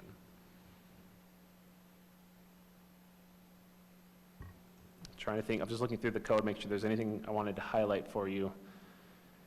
The only other, I guess, issue is, not issue, just thing to point out is, if the city wants to change something, we have to kind of go through our own petition process to ourselves. It's kind of odd, but I think it's mostly to make sure, like, if we're adjusting a public street, that's where it would really come up, is we go through that public hearing process. But other than that, yeah.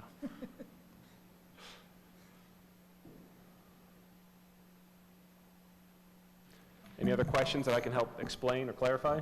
We all decided Joanne signs the petition. Okay. And then she accepts it on behalf of the city.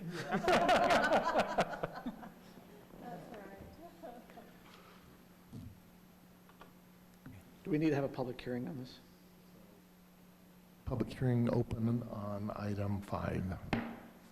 Joanne, nobody wants, no interest in the meeting. It's boring. Sorry, public. Close public hearing. Council, I'm ready for a motion.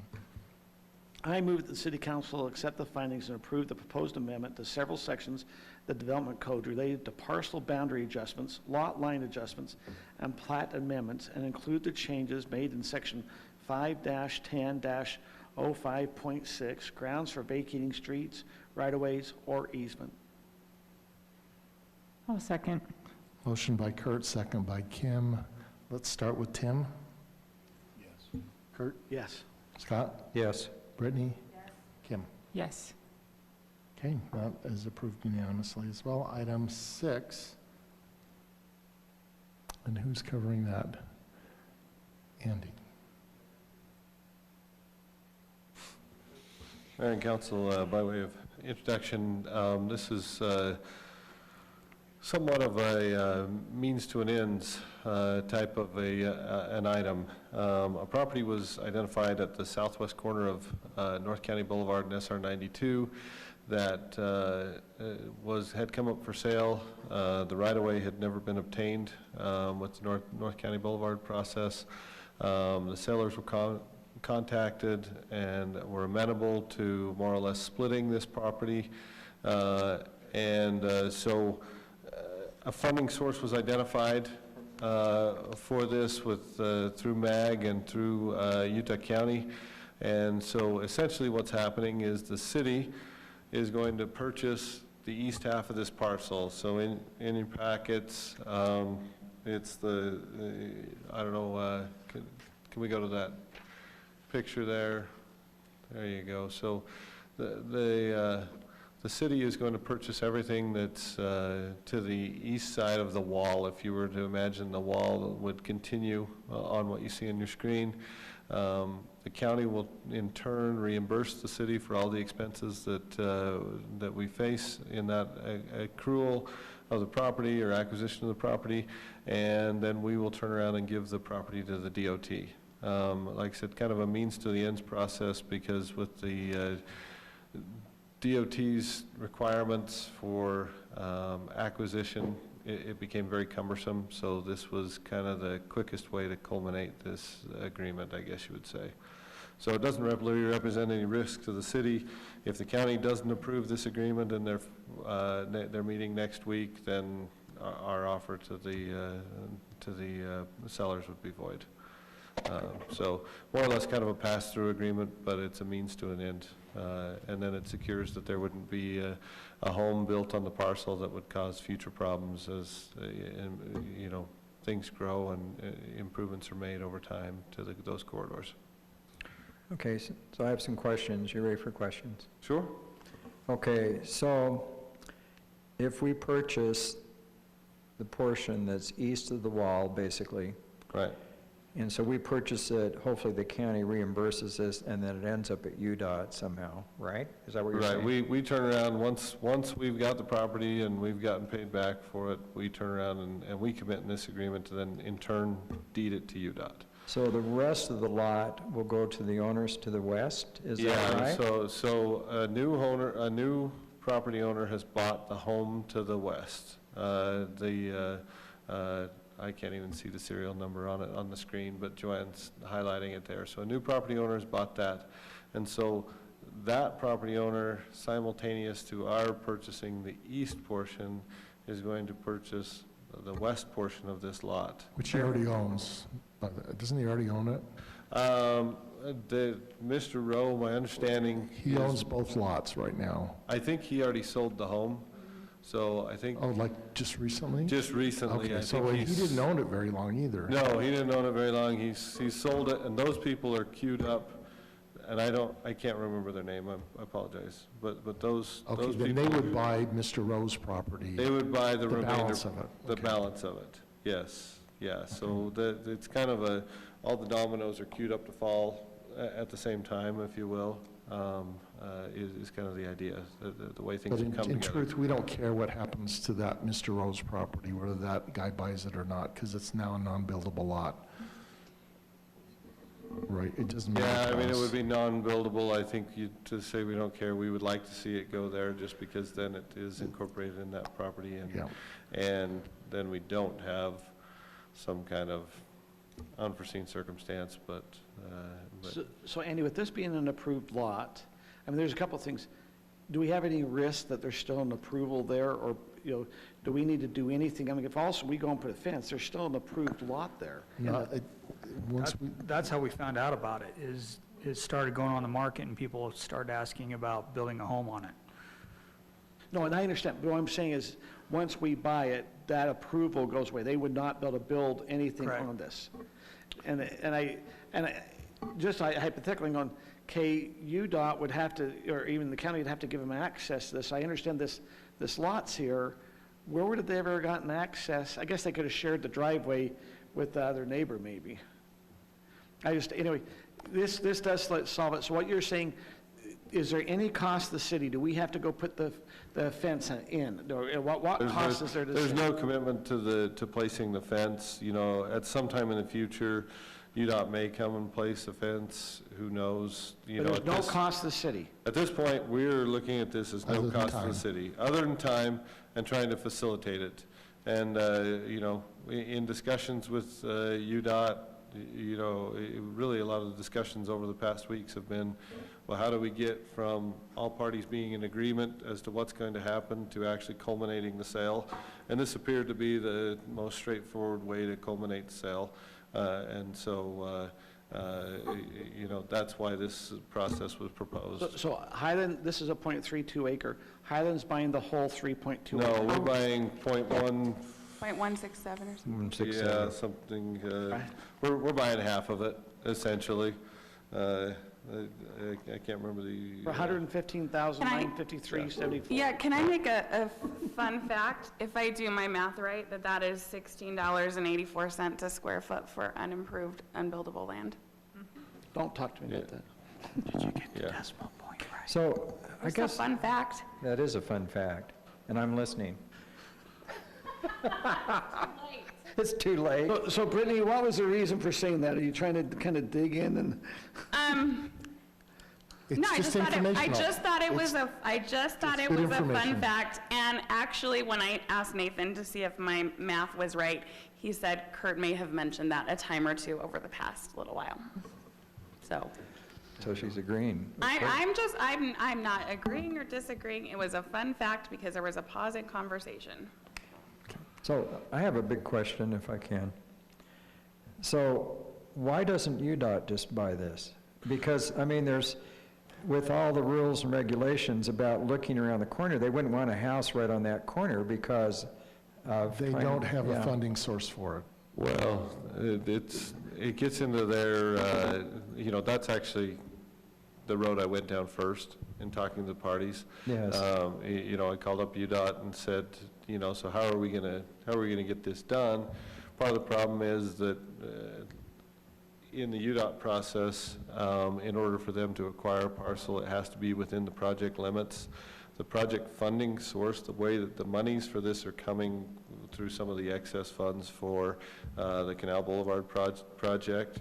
And so because this lot is not within that project boundary, Yes. UDOT right away did not feel like they could justify, come up here, it didn't fit that box, so to speak. And so that's where UDOT has in turn sent the monies back to the county, because the project monies went to UDOT to pay the bills on the Canal Boulevard project. UDOT's turned around and sent the monies back to the county to then culminate this purchase. And that's why, so we don't anticipate any problem from the county, because UDOT's giving the money to the county to then turn around and give it to us, but we're the ones that can buy it easiest.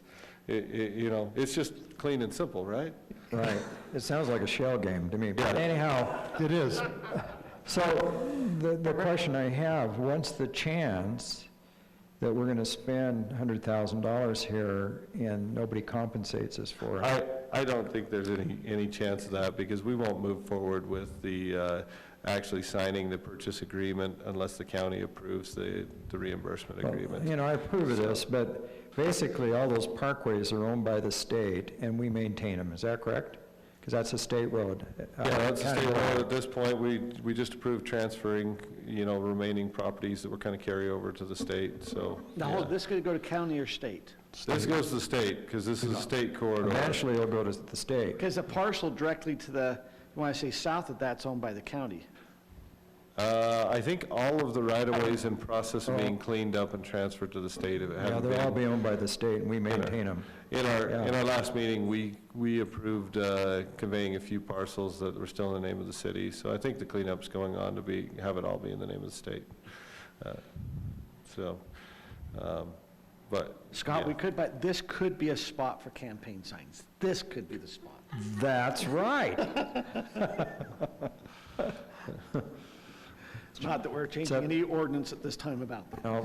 And it could be, but UDOT policy is to conform to the municipal code of the city that whatever the property is in. Oh, sorry, Scott. Dang. That's awesome. Anyway, long story short, this is what appeared to be the quickest means to the end. But I don't think we're putting the city at risk because of that county agreement process. So do we have any sort of time frame when we'll be paid back? The agreement with the county stipulates a time frame. Rob, do you remember? It's very short. 30 days. 30 days, okay. Closing on the property from the first agreement is first week of August, and then we have 30 days to submit them the invoice for all of our costs involved in it. So 30 days, so And then they'll you're looking pay in September. us, and then they give it to the state. And then once they pay us, we give it to the state. Yeah, we give it to the state. And if 'cause they they'll be don't the record approve owner. the agreement to reimburse us all the costs, we'll just not go forward with it. Right. Okay. Yeah.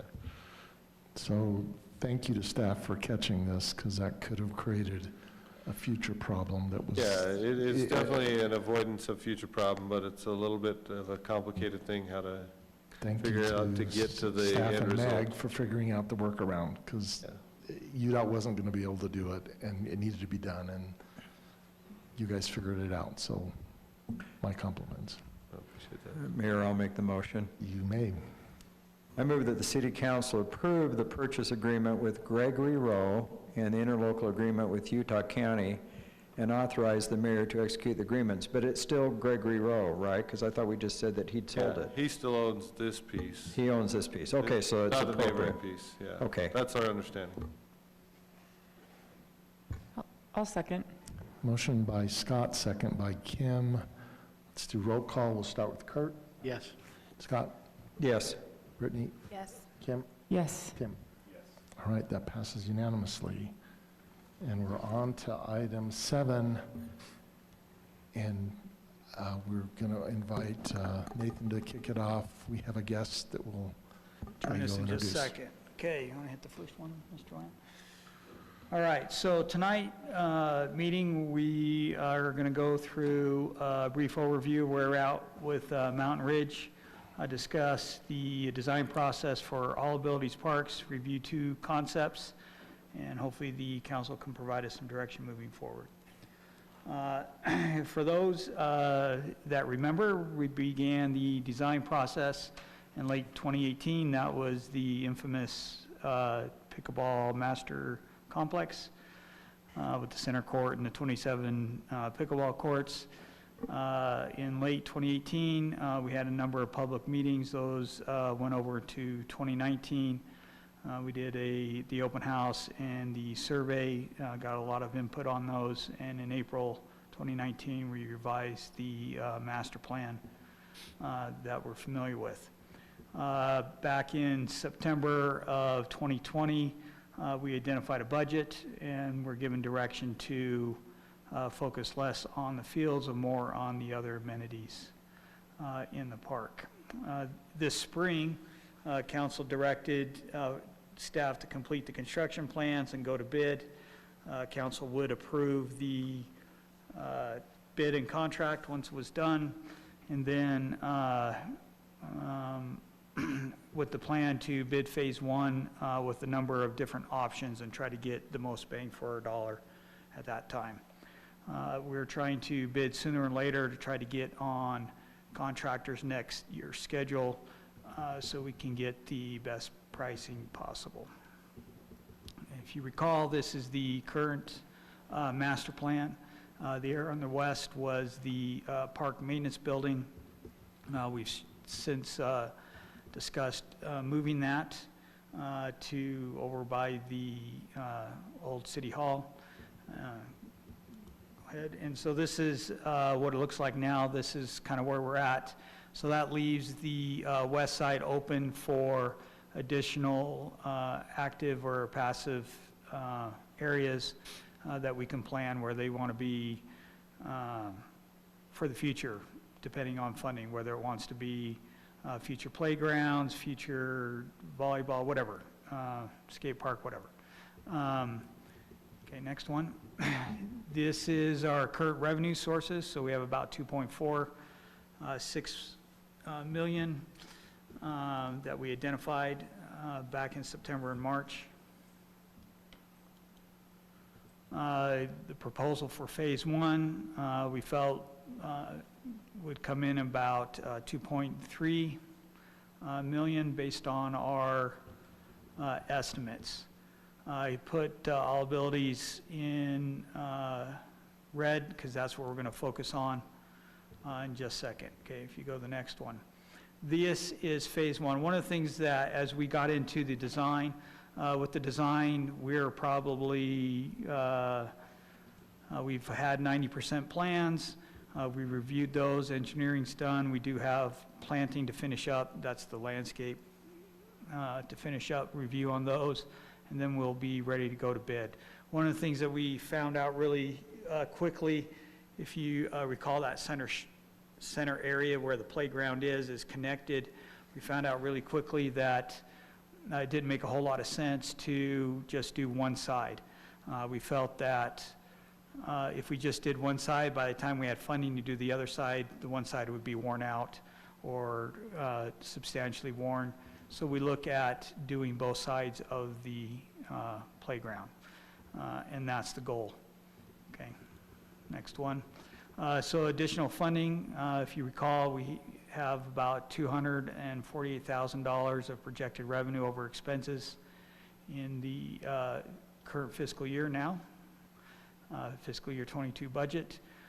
We have about $200,000 in our capital building fund. That's based on our current bid for our park maintenance building, which we'll be discussing in further detail next council meeting. And then we have the ARP funds, ARPA funds, however you want to call it, that we've been discussing, that the council need to make a decision on how to use those. Okay. Now, I'd like to turn the time over to Taft Egan. He's with Big T Recreation. He is going to go through the design process that goes through into inclusionary parks or all ability parks, and go through two concepts and how these this process fits into these concepts. And one of the things I'd like you to do as we discuss the concepts is look at the elements, look what you liked, what you don't like, and then we're going to talk about the two concepts and go from there, okay? Before he talks, can I ask a quick question? Yes, sir. So on the American Rescue Plan, we don't know how much exactly we're getting. Can that go into the infrastructure of building a playground? Based on what we found out today, we believe so. You believe so? Yeah. Okay. We found some additional direction from the Treasury, which we'll share with the council in the future. But yeah, we believe so. Taft, you're up.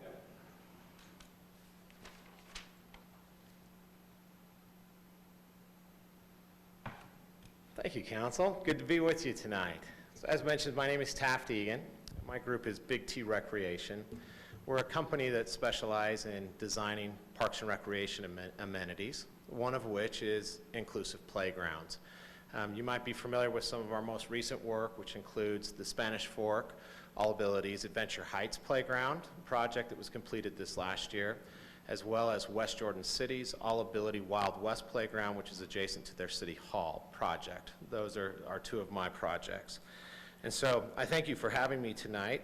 And I also thank you for the invite to be here and to also participate in this type of generational gift to the city, which playgrounds are exactly that.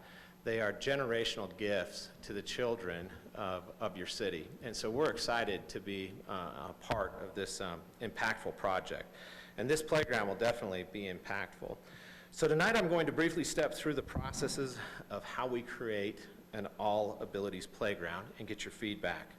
First and foremost, I've noticed that we've talked a lot about codes and guidelines and laws and such tonight at your city council. And with regards to playgrounds and all abilities parks, well, let me say this. In regards to all abilities parks, there is not a specific code or even guideline or law, you could say, that can be applied to certify or decertify, say, an all abilities playground. And so there's no check all the boxes, oh, you're good to go, you know, type of approach to an all abilities playground. But there are lots of definitions that are in place and industry definitions regarding all abilities and what that means. The one that I like the most is that an all ability playground is a playground space where children with different physical, sensory, and intellectual abilities can play and interact with one another. So think of that, with different physical, sensory, and intellectual abilities that can play with one another. So as we start an inclusive playground design, there's always two limiting factors. and your playground has this limiting factor as well too, and that is space and budget, those two things. We have to design a playground that meets within the confines of the design space, and we also have to make it something that the city can afford. And so we've taken that approach on this. Then secondly, we start to use what we call internally our 6 keys to inclusion, which are seen on your screen there. These are simply our design approach or our design philosophy to inclusive playgrounds. You can see them there, and I'll read them briefly. You know, a playground should include sensory, physical, and social activities. It should have and ensure multiple levels of challenge. It should ensure accessibility. There should be things to do all around the playground, but of course not just slides and climbers. And it should provide cooperative play with special attention for motion to support children with autism. And it should have a unitary safety surfacing, something that provides access and ability, like poured-in-place synthetic grass or tiles. So both of these playgrounds tonight that we'll showcase to you adopt these 6 keys of inclusion, which each playground that I show you as well too is used with our best practices internally and have all 9 types of play. So when you think of a playground and what's involved in a playground, we categorize them in nine types of play, which are spinning, swinging, climbing, sliding, strengthening, balancing, rocking, jumping, walking, and rolling, and also movement. And movement that happens also with the ability to move in a mobility device. So these designs that we're bringing to you, they're not absolute, they're not perfect, because we design them differently one to another and to be able to get your feedback. But there is an intentional focus here to make these playground designs be very collaborative and have a lot of social play and not competitive play as well too. So you'll see that throughout these designs. And also each playground also includes the many different types of sensory play that we focus on. We focus on sensory play that is visual, that is vestibular, that is tactile to the touch, and also is kinesthetic, meaning hands-on, and also auditory, meaning sound. Also, we try to focus on the social aspects of these playgrounds as well too, which will mean that you'll see things that are functional, dramatic, exploratory, and also constructive as we go through this. So, also as part of this document that I've put together as well too for your research, I've included a full parts list to all the playgrounds that are there. So if you really wanted to dive in and look at, say, each individual play panel that we have here, or each individual slide or so, you'd be able to do that with the document that we provided. And so, again, while these designs are not perfect, I think they're pretty darn good. So let's also look at budgets for just a second, because all things are, what do they look like and what do they cost, right? So the next slide, please. One more after that, please. So here are the kind of the engineered estimate cost analysis related to both of these playgrounds. On option 1 that you're going to be seeing, it has a turnkey cost or estimated cost at $580,000. And your option 2 has a turnkey cost estimated at $550,000. So keep those in mind. And this is just the playground? This is just the playground. Okay. The playground, the installation of the playground, the shipping of the playground, and the safety surfacing that goes underneath the playground. Okay, so everything that's in the playground, but that doesn't include the parking lot, everything else is separate, right? No, okay. Yes, great clarification. Just the internal of the playground and the playground pit. Okay, let's dive into some fun designs here if we could. So a couple more slides there, we'll get into their first picture of the playground. Can I ask you a quick question? Please. Just so I understand better. So you said there are no legal requirements at all for what this has to look like? No. So how does that work with ADA that you can, like you have to have accessibility for public buildings, so is there no requirement at all for accessibility for parks? Can I answer that, because I can clarify that? Because actually that's a very, very good clarification. There are the basic guidelines for ADA accessibility for a playground. And those are just basic, and I'll actually show you the actual chart that we have to follow regarding that. But as far as something being termed or deemed all abilities or or inclusive or such, there's not a specific code or guideline that requires something or can classify something as all abilities or not all abilities. And if I may add on to that, like when we do with public buildings, there's certain requirements for door widths and door, openings and bathroom, turn radii and all that you have to meet just to meet kind of the bare minimum. But you can always do more to make your spaces more accessible to more people. And that's, I think, what we're talking about. We can make this the bare minimum of accessibility, but, we can provide the parking spots and, you'll have sidewalks that are wide enough for, different users to be able to use them, but that doesn't cover all the potential users of it. So that's, I think, where there's kind of, I think, industry kind of standards, but they're not government codes regarding accessibility. Are there government codes for like the turnability in the restrooms or anything at a park? Yes, there's very specific, you have to have the door that opens up a certain distance so that, like wheelchair user could go in, access sinks, toilets, turn around in it and leave. There's very strict requirements on that. You can always exceed them. And for these types of things, how you make a play structure accessible is a great question, which is why we have a good advisor here to help us figure that out. Thank you.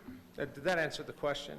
Okay, so that's a very, very good clarifying Is as well. this a certain option? Like you gave us two options. Is this So one of the options? this is option one. This was one that was created in part with Blue Line Design, who was your architects on the project.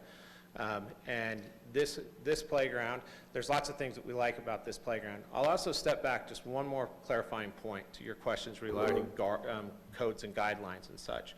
There is a standard, your ADA standard, that applies to playgrounds. There's also safety standards that are established by ASTM and CPSC. Those have to do with heights and fall zones and things. We need to make the rubber surfacing certain thicknesses. On a playground with a ramp structure, we can only go 12 feet at a time for 1 foot in elevation.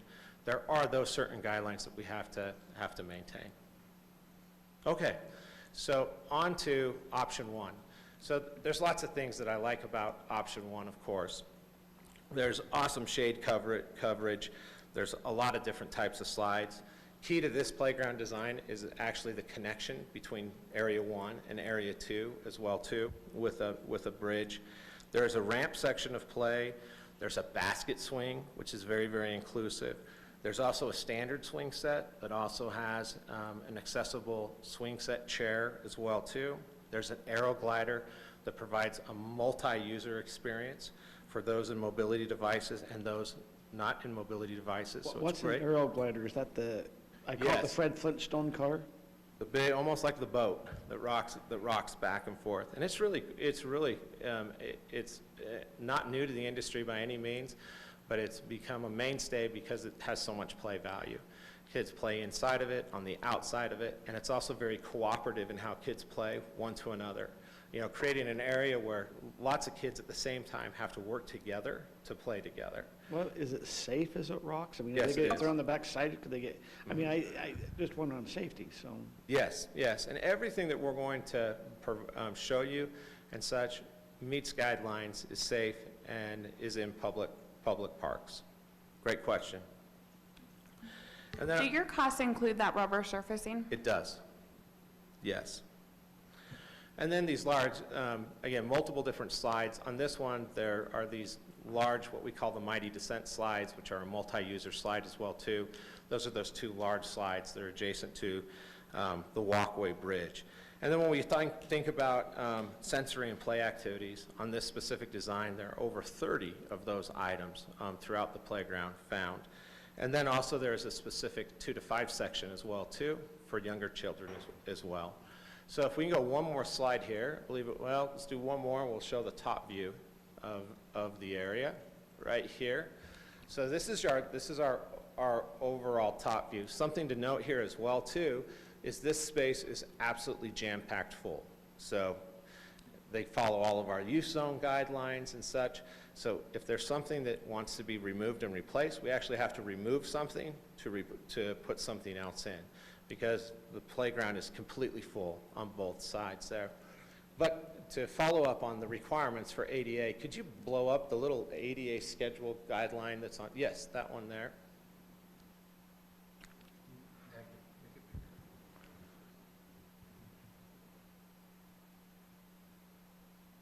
So for example, this would show you from a minimal accessible standard what would be required on this playground design. And this is the section, includes the left and right section, everything but the 2 to 5 playground that's there. And you can see exactly what is required from an ADA schedule guideline to what actually is provided here. So there's a beyond compliance approach to this as well. Any questions specific to this design? Is there a zip line in this one? There is not a zip line, no. So, I'm sorry to interrupt, but you show a lot of canopies. How durable are those? Because we get a lot of wind here in Highland, and I just was sitting here thinking, are they going to blow off? Are they really? Yeah, fabulous question. They are commercial. They are intended for city parks and for the playgrounds.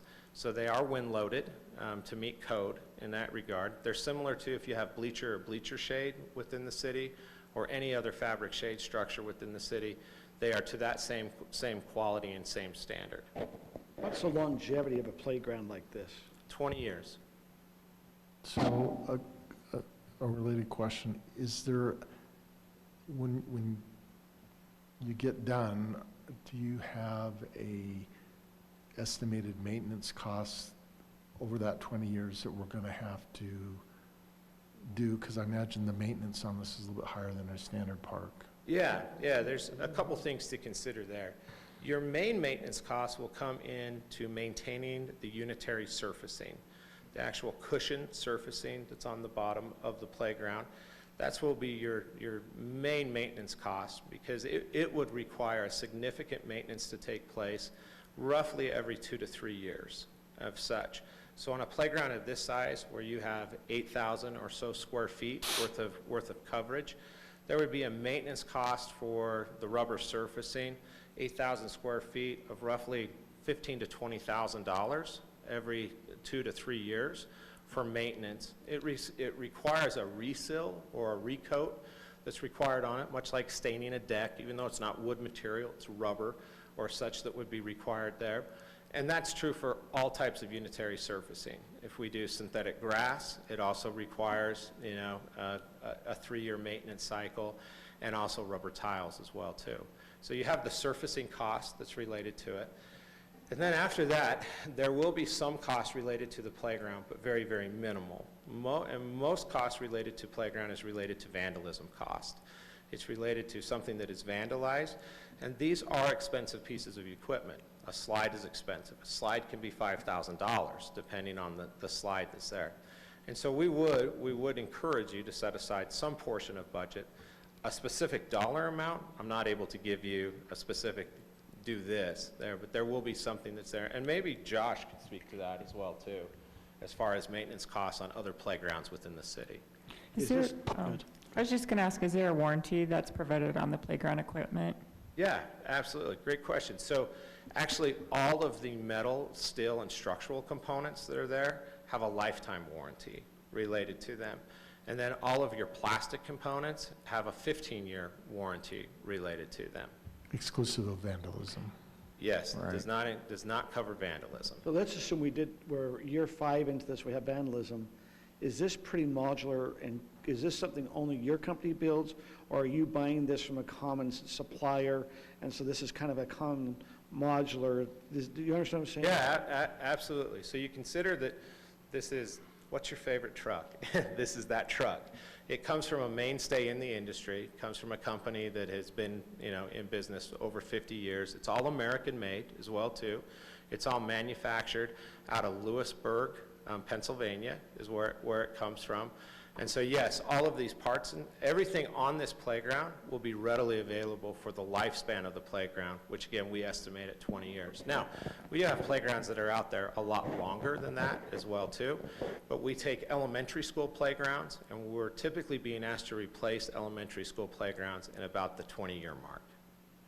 So we're just emerging from a pandemic, and I would assume that we'd want to try to keep this equipment as clean as we can. So you've talked about maintenance where you have to replace things and different things every 3 to 5 years. Can you take like a power washer to this and clean it off? I mean, that's kind of the day-to-day maintenance, and how would you do that? Maybe Josh can give us some ideas on that, but I just wonder, is this stuff pretty cleanable, I guess is my question. Absolutely. So we do have cities that power wash it, that clean it.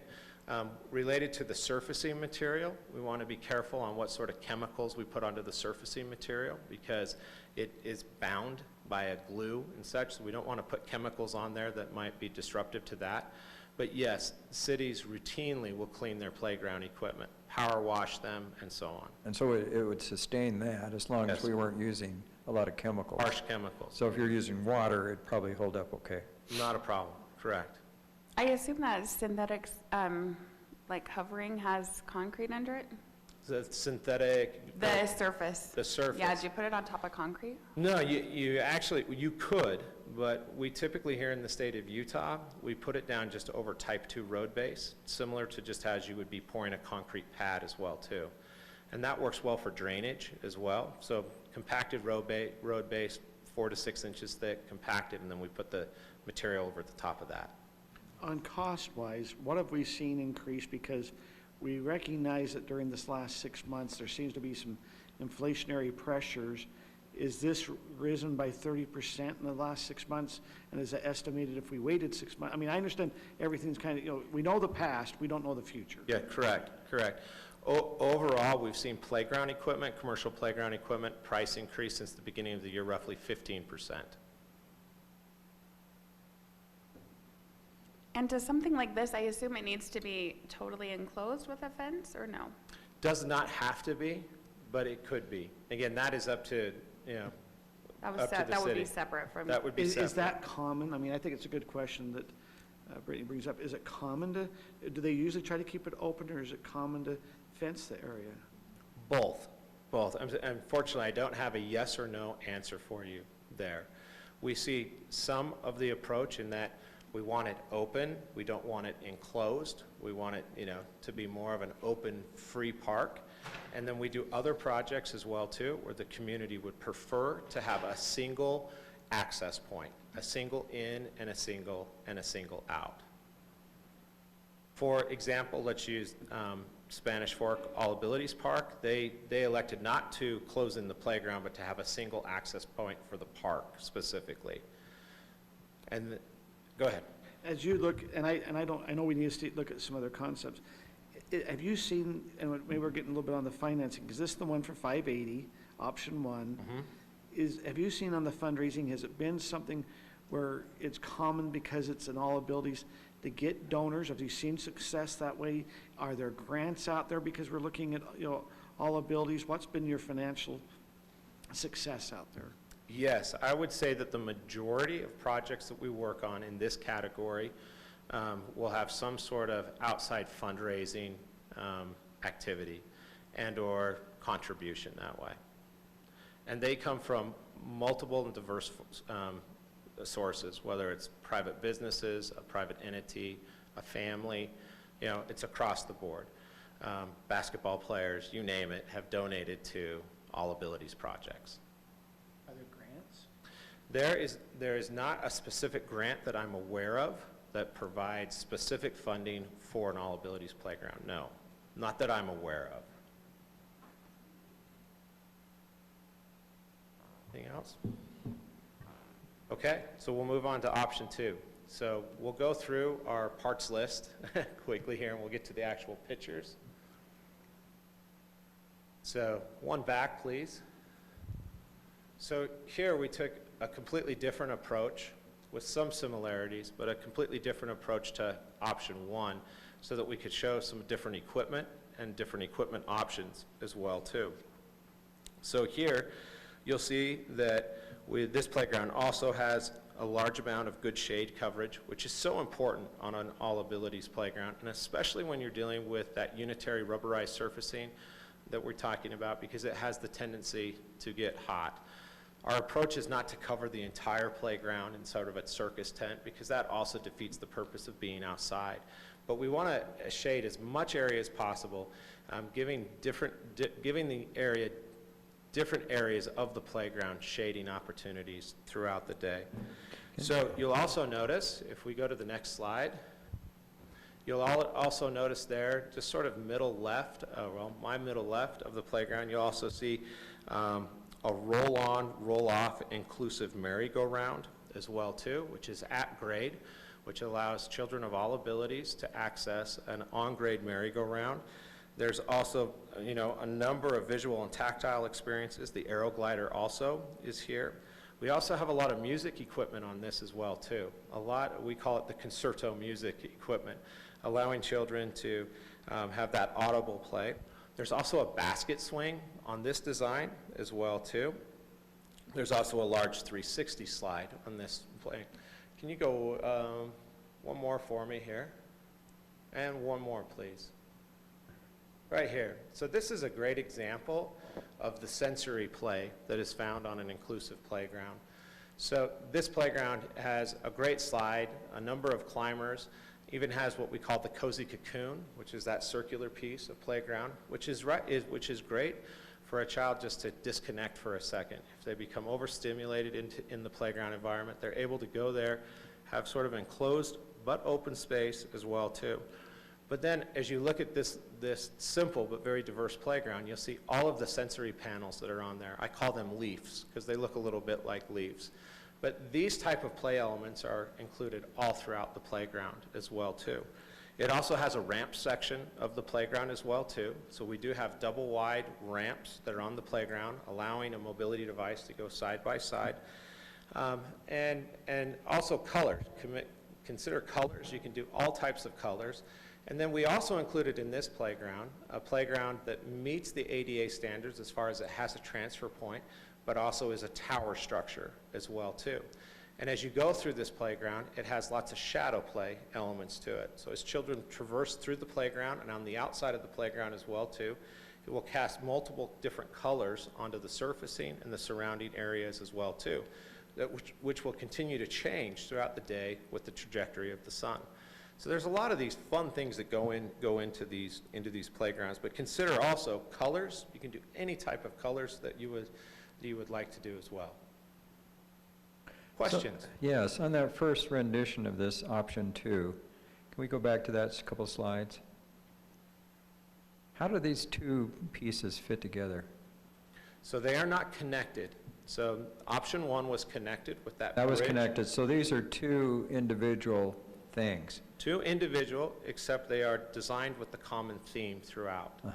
But the actual walkway that goes between the two playgrounds, we're not bridging that. How far would these two pieces be?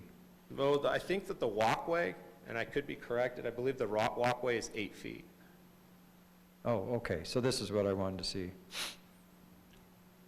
Now, this one is not fully built out, so you could expand it, or is this also? This is also fully built out. So for instance, if we wanted to put a zip line, we'd have to remove something to also put a zip line in. What age does this cater to? What ages? Yeah, so playgrounds are categorized into 2 age groups, 2 to 5 and 5 to 12. And the majority of this playground would be 5 to 12. With that one playground that I showed you with the leaves on there, that would be categorized as a 2 to 5 unit. And both playground options did have a 2 to 5 section, dedicated section to younger children. But 2 to 5, 5 to 12. Just because you're in this kind of space, is there any, when you're talking about all abilities, where some kids maybe, would come to this type of park versus another? Is there a certain percentage which saying, hey, this sensory, where it's going to have their sensory and all that, that would be more geared towards this versus a standard park? Like if we, what percentage would we be trained if we didn't do this type of park? Would we not be having? We're not accessing. Does that make sense? Is there 10% of the population that has this really nails right in on, or does that make sense? Yeah. So I'll answer it in 2 ways, hopefully. And please correct me if I'm not answering it as well. So in my opinion, the greatest all abilities playgrounds are those where the lines are blurred between what is inclusive and what is not inclusive. With the idea that when children come to the playground, that's not with the overtone of like, hey, this is a inclusive playground. This is, we try to design things so that children come and it's not notated so much as an all abilities play. It should be titled that, of course, but for the user group, it should just be the most awesome playground that's out there. As far as some statistics go related to a child with a disability or so, I have to be careful not to misstep or mislead or so. Per my knowledge or so, almost 4 in every 10 children in your city or so would benefit from a playground of this when we talk about sensory play. Sensory, cognitive, and emotional play. But I don't think that is like a documented statistic. So just to be clear on that. I assume you're going to get into this. You're going to tell us like if this is like a modular thing where we can pick and choose elements. And then if so, do you have some kind of a list or is there some documentation that shows what pieces last longer than others? Like when I look at these, I think like kids would break that in 2 seconds. Like some of it, like the music stuff, I feel like anytime we go to an outdoor park, that part's always broken. Or like the telescope or whatever. So do you have statistics on how long the individual pieces last? No, so there's nothing that's published related to, the construction panel on the playground typically breaks more often. But we could probably correlate that anything that has moving parts to it, which also makes it very sensory-based play and cognitive play or so, is more prone to warranty and is more prone to replacement. But no, I do not have a specific, spreadsheet that would tell us what lasts longer or such. So, from a liability issue in these designs, are you pretty careful to design safety into them? I mean, so kids are kids. Yeah, absolutely. So they're always going to get injured, and there's always going to be the broken arm and different things. But tell us about your engineering to try to minimize injuries. Yeah, so we follow the ASTM and CPSC guidelines. Could you explain those acronyms? Because I'm not in the field, so I don't know what they mean. CPSC, Consumer Product Safety Commission. Okay. Which you have, and then the American Standard for Testing of Materials, ASTM. Basically the two entities that govern basically anything that you buy in the public market that way. So they have a guideline specific to public playgrounds that really deals mostly with height and also safety surfacing and space in that regard. Concerning these two playgrounds are as safe as any playground which you currently have within your city or any other city has them, and fall under that same blanket of coverage. So there's nothing more risky regarding these designs or more dynamic than what's currently found in your park system.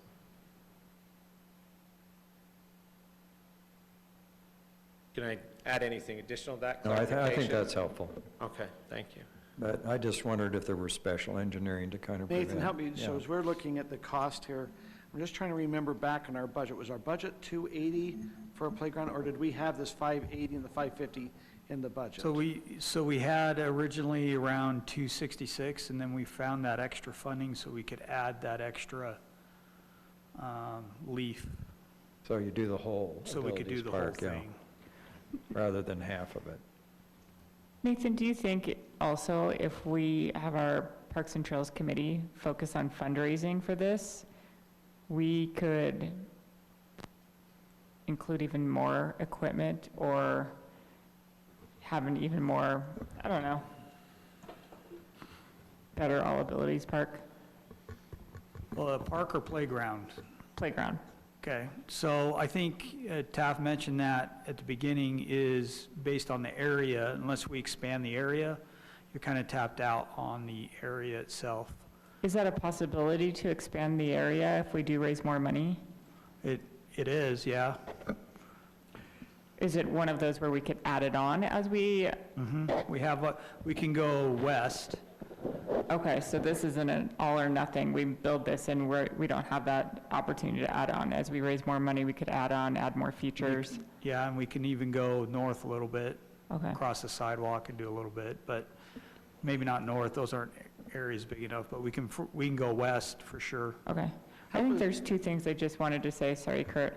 I am not an all abilities playground expert, so I feel like, although I have to say I have visited many all abilities playgrounds, Thunder Junction, Spanish Fork, West Jordan, Cedar Hills.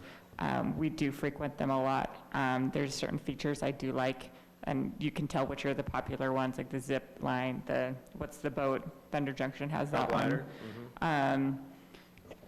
I guess I'm looking for more, I would want more input from people who actually know these things, maybe mothers of children who do need an all abilities playground.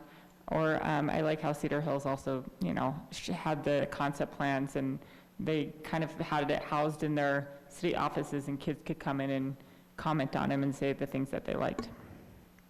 Just my say. Can I make a quick comment? I really appreciate all you've said, Councilwoman Rodella, but I think we have to be realistic about fundraising. Occasionally, there are some people that come in and make a big donation, which is wonderful if you can entice them to do that. I mean, there's sometimes people make a big one, but for the pickleball courts, we had lots of promises of people raising money, and in the end, I think the pickleball group, if I'm aware of what came in now, the foundation raised about $2,000 or $3,000, and they promised hundreds of thousands. And I mean, there was one bigger donation that went somewhere else, but it's nice to think if we can entice a corporation or someone that just really wants to have their name on this, it's a possibility. But most of the time, I mean, we put out through the Highland City Foundation a year ago in the newsletter, they put out an advertisement for the All Abilities Park, and they raised a little over $7,000.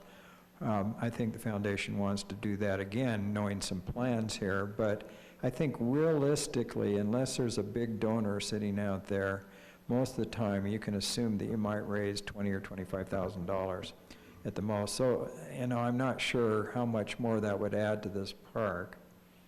It'd be, I'm always optimistic, but I just don't know.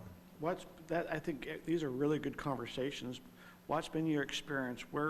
How do we find the donors? Well, when we were going through with the pickleball, we heard that you got to find 2 or 3 that are at least 10%ers. So if it was a $2 million park, you got to find 2 or 3 that would give $200,000 each to really get you going. What's been your experience in this fundraising? What's been successful? So these are emotional projects for many families as well too. And so I don't have a clear answer, because the funding sources, when we talk about private donations, have come from so many different sources that way. But typically, I believe that those individuals find the city. Once there is an announcement that an All Abilities project is going to be happening, I don't believe from the large projects that we've participated in that those were solicited to get the donations for them, at least from the larger donors, that the larger donors actually contacted the city with a willingness to participate. That is strictly just off of memory, and also not being intimately involved in the city fundraising process on these projects. Scott, has that been your experience too? Scott, you've done quite a bit of fundraising. Has that been your experience? Well, my experience has been so far that there's a lot of promises, and oftentimes it doesn't happen. Now, that said, I'm aware of the foundation last year when they sent out in the newsletter, there was a donor that donated about $4,000, and it's for this park. So the foundation has about $7,200 that's going to go to this park when we build it. But, I just don't know. Some people, that's a big donation for a lot of people. Yeah. So Kim, you're thinking, and maybe we have our our Parks Committee. I just get nervous saying, hey, Parks Committee, take this on, unless they're bought in. I always find you have to have that's something they're really bought in to go out and do the fundraising, and maybe they will buy in on it. And I do think we might have some, if we put it out in our newsletter, like you say, Scott, if we really paint the picture right, we might get some donors that are giving 5 and 10. Maybe we'll have a family foundation that's looking to do something, but. We'll have to advertise it well. I'm always optimistic, but you have to be realistic too about fundraising, I think.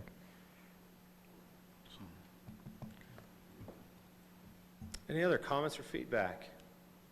Again, this is just a starting point. Do you oftentimes use other colors? It seems like most of the things you showed us are in green. Is that kind of the standard, or?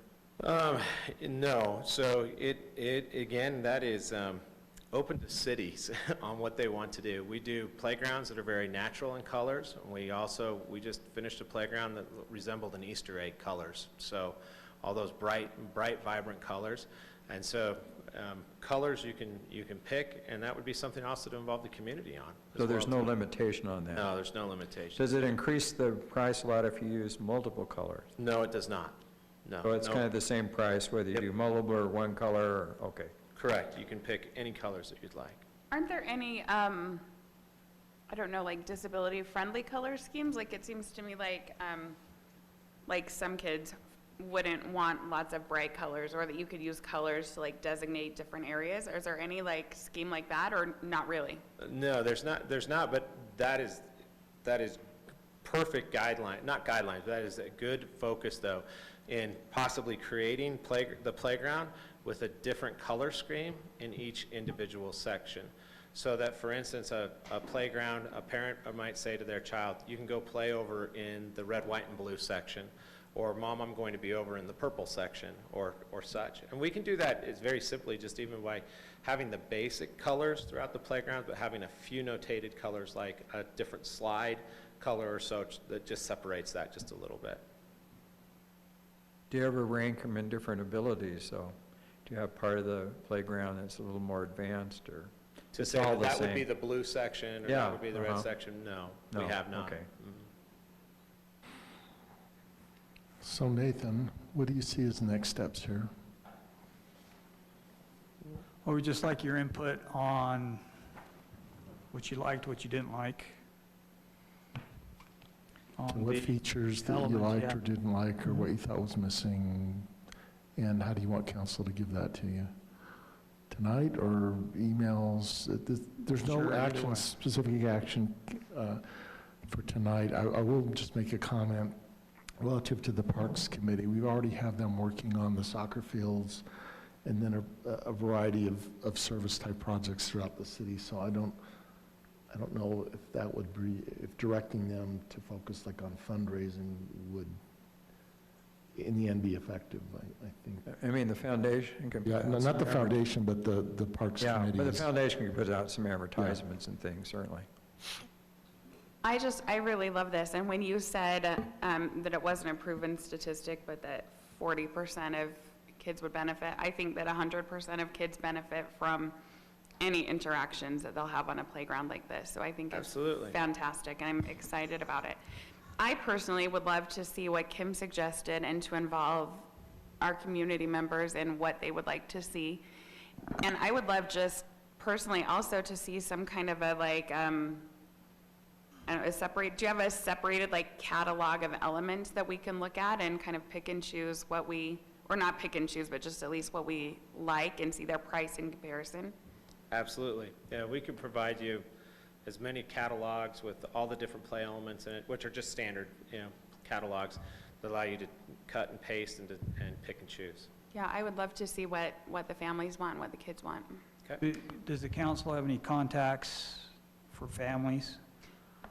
I have I can get the contact list for the special needs classes in the district, all the schools in Highland.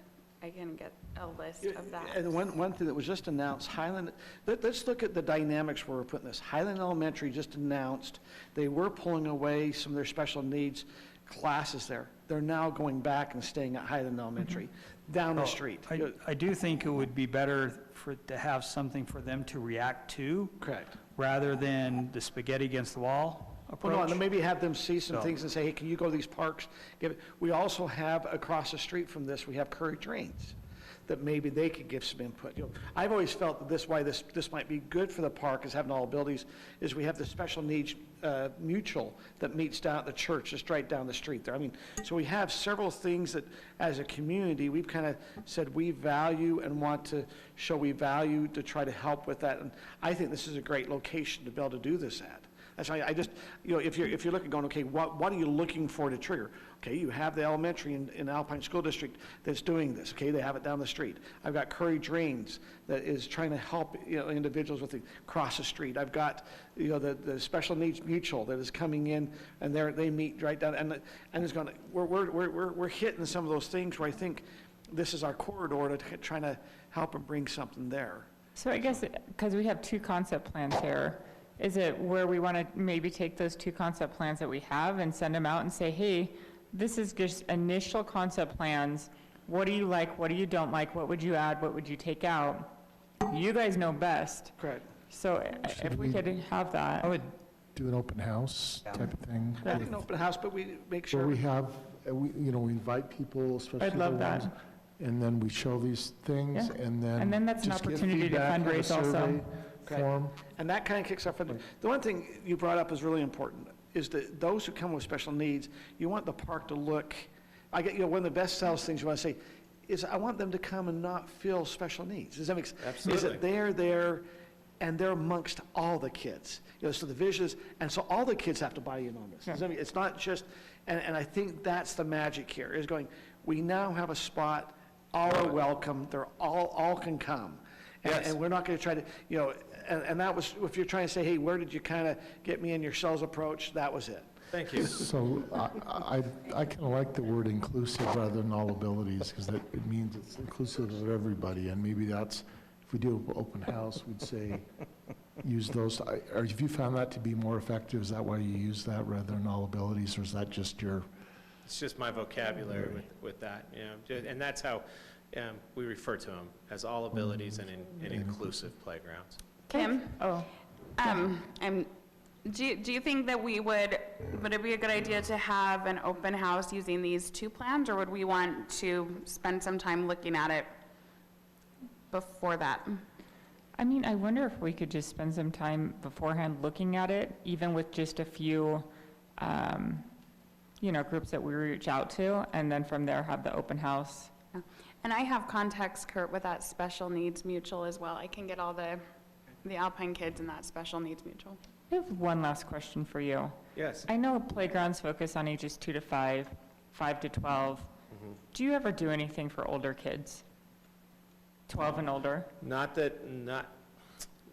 Well, there are climbing walls that are placed into playgrounds that exceed the guidelines for 5 to 12, but they're not considered at that point a playground piece.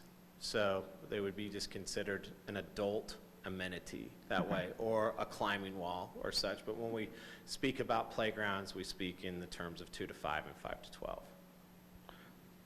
Kim, what do you think the age is over 12? What do you think they're looking for? I mean, we could put a gaming center, I guess, where we have some computers.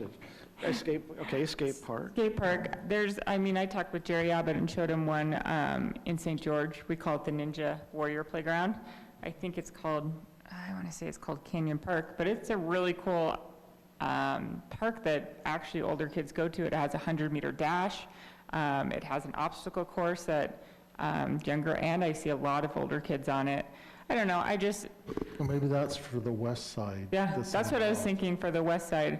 I see, the technology, the kids, not all older kids are going to do soccer and baseball and competitive sports. There's got to be another outlet for them to just, be able to hang out with their friends, be active, get their energy out, and stay off of phones and technology. So that's just one thing that I always think about. So do you do those, quote, ninja parks? Have you done those before? You know what one I'm talking about? Exactly, yeah, and that is an awesome park. That's a cool one. Yeah, And it's it an doesn't take up a lot of awesome park. space. And what's interesting there is that playground would also still be considered 5 to 12. So Yes. even though it's being used by the masses or so, it's still made by a commercial playground that has it designated as a 5 to 12 unit. Yeah, but awesome, awesome. So, Nathan, I could talk about this all night because I think it's super interesting and important, but would it be then a good course of action for now for us to maybe get some information sent to us that we can look over as a council and then maybe gather some ideas about what we would like to see presented at an open house? Well, I have two thoughts. One is, if we're going to try to take advantage of pricing on the entire thing, we need to be more expeditious in our process. Two is, what I would do at this point is that we have a budget set for this portion of the park, and we have a couple different options that we can do as far as bidding the park. And what we'll do is we'll purchase the equipment and then arrange to have it installed like we've done before. But we'll finish our construction drawings and then go with that. So what's the process then that you would recommend from here to be expeditious, but to also make sure that we get it right? Because to me, that's more important. My personal opinion, I'd take what we have and I would hold an open house with what the residents want. With the residents that we can notify and bring them in and get their input. I think looking at catalogs is good, but as was mentioned earlier, each piece of equipment has fall zones and things like that have to be considered. And these guys are the experts on that. I don't know that. So we can say, hey, we like this piece, but it might not fit in the space that we have. So I would get the input on the type of activities based on what we have, and then allow them to go back and, we can look at the catalogs and say, hey, we like these type of activities, or have those there or whatever, and then have them go back and put all that stuff together. So that is post-open house. You're saying get the feedback. Then have them go back and then put it together and bring it back. That's what I would do. Because what are we reacting to, right? So, if I'm looking at a catalog and I say, hey, I like this purple thing over here and I like this blue thing over here, I don't know if it'll fit in the space that we have. So here's my other, let's go back to 2018. The costs keep going up. I'm nervous about this new stimulus money coming that go to all the cities that, if it starts to be able to go to parks, a lot of cities might start jumping on some of this type of stuff and costs. There's going to be a time that we need to strike. Does that make, our problem is it's went up 15%. Does it come down 15? Does it go up 30? All I know is it seems like, I call it the crazy money is starting to just keep funneling in, and cities are going to be looking to spend it somehow. I'm also nervous about, hey, I want 4 boulders and I want 4 shrubs, and like we did with Spring Creek.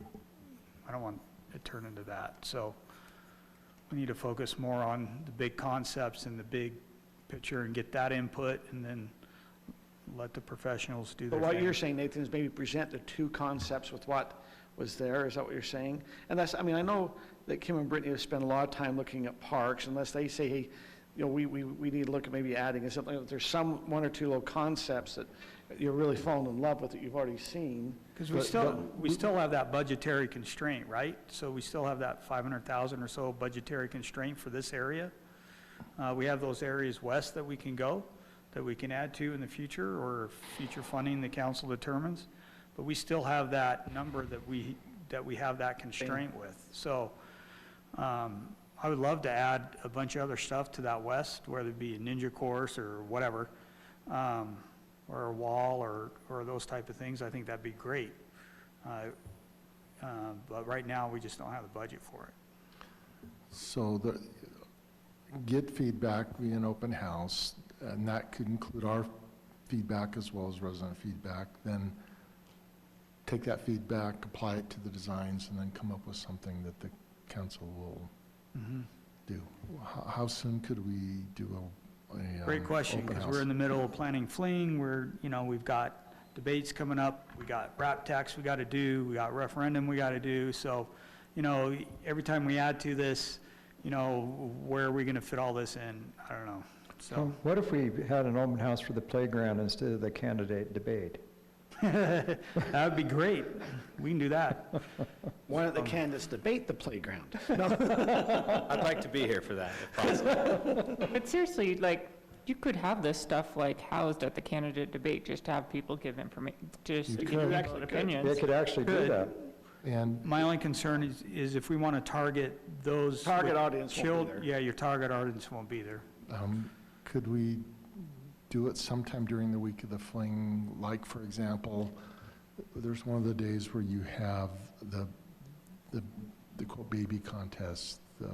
Why don't we take a booth at the fling and have some things blown up? Have a mock-up and And let have a people mock-up vote. there. That might be the You'll best. get more participation there than anywhere else. Yeah, again, it goes back to the target, right? So, Yeah, but if you tell your target audience you'll be there, they might come down the fling. I'm just saying, That's a really good idea. okay. yeah, I think if we And take a who's- booth, that might help us. Or you could have a mock-up or something and say, this is what we're thinking, what do you guys think? Have a Because- display set up outside the library for parents with kids. Well, no, come. it'd be at the fling, at the, So if you wanted a one-day thing, that would be, because there's thousands of people that come to that, and if you invite, okay, this is, I'm not saying this, but we could get a bigger audience there, spending more money on our vendors, right? A more successful fling because of it. well, and you're gonna have kids, a lot of kids will be there, the parents will be there. I mean, I think it's a good, that'd be a good spot. It's recreational, you're in a And park. council is there all day anyway, To so we talk. could. Do you think also you could, before that, just have a display outside the library with a little, like, drop box to put your comments? I mean, there's all kinds of number of options that you can do. I think if we want that targeted response, we have to Have an event. have something for them and invite them to come at a specific thing. Because if you don't, you won't get it. But you could do what we're just talking about at the fling and just have a display on an easel here and a comment box, Don't- Yeah. right? No disrespect, I don't see a lot of folks, I don't know how to say this politically correct. I don't know if that's the best place to solicit public input for that demographic, that type of event, over grass and things like that. It's very hard to access. Well, we're not just gonna talk about the All Bills Park. I think you're showing the whole park. I think we take a booth and we No, show the whole park. Showing the whole park, great. I think, and that, to be honest, now as a council, when you're there at the fling, you have something to talk to, hey, have you seen what we're looking at? It gives you an In that interaction with the context, residents. yes. No, In I that think- context, great idea. And then you could have 2 or 3 breakouts. Hey, this is kind of something we're thinking playground-wise. Hey, this is what we're thinking pickleball. This is what our fields might look like, you know, and I think it's, you know, there might be some still campaigning in their booth, but it gives, you know, things to, It's a fair comment, though, for the demographic. Most of the park is not wheelchair-friendly, so if you're bringing kids on wheelchairs, I suppose you could put it closer like to where the playground is, where it's level and closer to the parking. So that would be a workaround for I that. might even suggest, I mean, talk to Erin when she gets back, but I may even suggest a flyer with a questionnaire, right, that shows the concepts, so they don't have to leave their homes, stuff like that. Can you Trying hand to out make it something easier at the for them. parade? Excuse me? Can we hand out something at the parade? Yep. candy. But, you know, we're a month out, so. Is that sufficient direction? Mhm. Any other? Unless you have any more. Any other? No. Thank you, Mr. Big T, appreciate it. Thank you. Appreciate all your Great. comments and look forward to working with you. Great presentation. by the way. Would you help our city staff, though, with some sort of presentation we could do? Absolutely. Because the staff, with everything they have to do, are pretty overwhelmed. Absolutely. And Our so pleasure. we'd probably ask that you did a lot of this for information if you could. Yeah, we can work on the graphic side as well, so things that showcase the playground with different options and such. And so poster size that are high-res available to be printed. All right. Very good. Thank you. All right, council, next item, mayor and council staff communication items. Could I just ask, this is ad hoc, but we had an interesting accident on Highland Boulevard today. Brian, would you mind just sharing what happened? And Can you also maybe give an update about how we did through the 4th of July? So, go ahead on that. Is this my one time? Yes. It's not your one time, but it's So, daytime. let me start out with the 4th of July. Chronologically, I'm going to do better with that. Huge shout out to Highland and Alpine. We did nothing. I mean, we had one little dumpster fire. We had a couple of starts where, somebody calls and the other person grabs a hose. It was awesome. Everybody did their part. So, a huge shout out to the citizens because everybody took it serious. Take a note, 2 Minute Tuesday. See the fireworks. And I don't really know the whole story. I mean, I know what I saw today. We had a truck that was coming off of Suncrest and lost his brakes. It was a dump truck with a trailer, and he had I think they call him a genie. It's like a forklift that you sit in that has the great big arm that comes clear from the back. After he passed 11,800, he came onto a car. He was moving. And he swerved, he clipped her with the trailer, but just kind of in the background, she wasn't hurt. Went into oncoming, hit the curb, I think the trailer must have turned up on its side. This is just me just speculating. And it pushed that trailer down the asphalt. There was asphalt everywhere. It dug a trench probably 8 inches deep where the corner of that trailer was in. It eventually hit the sidewalk and blew the sidewalk up, threw the genie off, took out a tree. So, to get a ribbon up there. Fortunately, it didn't take out anybody. It didn't take out anybody. Nobody was hurt. And even the whole show came to rest, well, part of the show, 3/4 of the show, came to rest about this far from a cement, kind of rock face fence. So it didn't hit the fence. He was able to get the dump truck, so it came off the dump truck. He got the dump truck stopped, maybe 400 or 500 yards south of where this whole thing, I mean, he still was moving. He couldn't get it stopped even after he lost the trailer and the stuff. So, it was interesting. I've never seen one. So, It's been a day. You'll have to excuse my tardiness. We had a ATV rollover in the canyon. We life flighted somebody out of the canyon tonight. While we were up there, we had another gentleman come and tell us that his daughter had been hit on a motorcycle on the other side, and she was burned. It was okay. She got muffler burned, tailpipe burned, which hurts, but she was able to. And then there was an accident on 92 when I was coming here. Yeah, Yes. SR 92 and Alpine Highway. It's been a busy day. Yeah. So, By the way, congratulations on your new job, Chief. thank you. Thank you for the support. Everybody's been super kind to me. It's been Mayor, I awesome don't know if working does the whole council know? They probably don't, so. This is our new fire chief. Report. This is our official, not acting or interim. He is our fire chief. Welcome. So can I just ask a point of clarification? Does Lone Peak Safety service all of American Fork Canyon? Clear to the top. So we service the medical for clear to Salt Lake County border as well as Wasatch on the other side. So that takes us clear to basically just over the top where the Cascade turnoff is. North Fork comes up that side on the Sundance side, and then everything going down the Cascade side is Wasatch. So this is kind of a general question. When I grew up in Pleasant Grove, that was kind of a neighborhood canyon. I mean, if you want to go up and have a picnic, you do it. Now everything's reservable. It's incredibly busy. But I don't think there's been much effort to widen the road or do anything of that nature, which I think, some of these things we're seeing is because of the nature. And having worked up there, do you have any suggestions? Because I think we need to pass it on to somebody, because that canyon's becoming dangerous. Yeah, I mean, we definitely, there's a lot more people in the canyon. That's what I mean, yesterday, coming up to Highland, I, came up Canyon out of Pleasant Grove and made a left-hand turn. The line was the better part of halfway to 4800 West, to North County, to go up the canyon. Because they have to stop at the pay Because they have to stop station. at the pay station. I mean, I would say there was probably that same line all the way to Tibble Fork. There's just a lot of people. I don't know if they could widen the road. I think that would take It's some doing. very It's- difficult. I mean, it's right in on the cliffs. So help us also, so you had this accident with ATV, was it simultaneous with the accident on SR 92?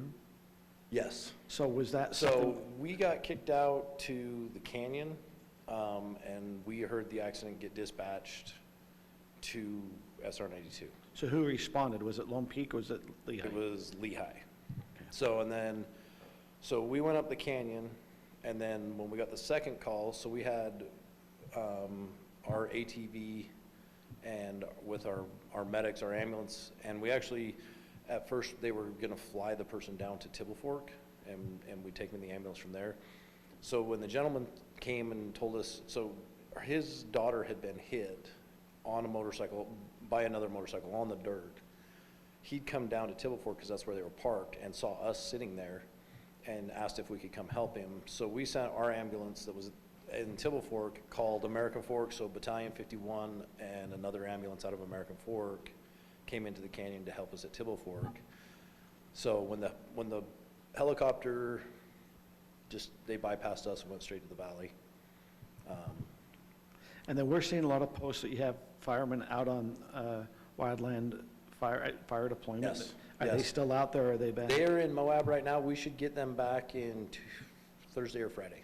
It's just because I I've did their seen Facebook 14. posts, and- Yes. and maybe the council or some of those, we're seeing some, Facebook posts going on. So that was that's our second role. They've been down there. When they left out to go to Moab, that fire was on the backside of being contained. They've done a lot of hiking and a lot of tree cutting and a lot of hiking. I think they're having fun, but it's good for them. So, And it's nice and cool, right? well, yeah, I mean, Moab's not cool, so it's hot down there. So, but they're up on the LaSalle. That's where the Pat Creek fire was. Yeah, thank you. So they've done a good job. All right, thank you. Council, do you have anything to discuss other than upcoming meetings? So, just one little comment. I mean, we had a lot of texts about the garbage collection. Yeah, let's go with that. And I'm just wondering if that's another kind of positive thing for considering this software that the North Point Waste Management is kind of suggesting that the cities, and I know there's things through Waste Management, but I had to play, as I said, Paul Revere going through my neighborhood to get people to put their garbage cans out. And I just see that, Scott, I see it going. well, I did. My wife was calling people, and I was contacting everybody, because only about a third of the people put their garbage cans out. So what were you saying as they went? Give us your impression of Paul Revere. What The would you garbage is coming, the The garbage garbage is coming, the garbage is coming. Coming to Tuesday is Scott on a horse. On a horse. But, I mean, we called people, and I went around and hauled garbage out of people's houses and stuff. Made me late for work, but I'm always late anyway. But, I just thought, maybe we just got to figure out I think we did our best, but it's a problem. Because there's three things. If you can take a shower, flush your toilet, if you have your garbage picked up, and, you can have a drink of water or something, that's what people really care about, I think, in the end. I like my hot tamales. Yeah. So, so Mayor, any update on the garbage, just so are they going to come through? So we know that there was a myth. They're picking up today where they were supposed to be yesterday. I don't know, it'll depend on how many calls come in, but I imagine that if there are enough calls, they will pick up today's. Go tomorrow. Tomorrow. And then tomorrow, I guess, It'll just be dependent on how many people called. I did send an email to all the stake presidents, and they jumped on that pretty fast, so thank them. I got a call from Waste Management on my phone, so they did do a robocall out.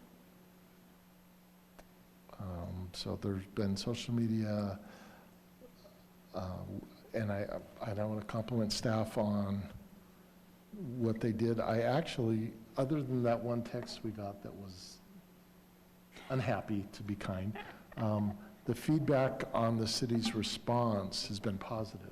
You know, mistakes happen. You guys are doing a great job responding. We appreciate all the modes you use to communicate back to us, so. And their garbage was picked up.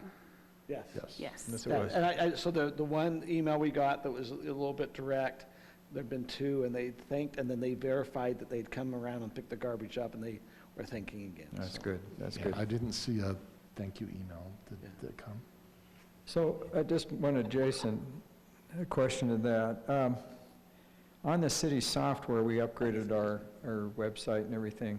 So I used to get, when there's a public hearing coming, I'd get a text on my phone, and I don't get those anymore. Maybe it's because I didn't see if we had to re-sign up or whatever, but, you know, it seems like we used to text things out saying there's a public hearing coming, there's this or that.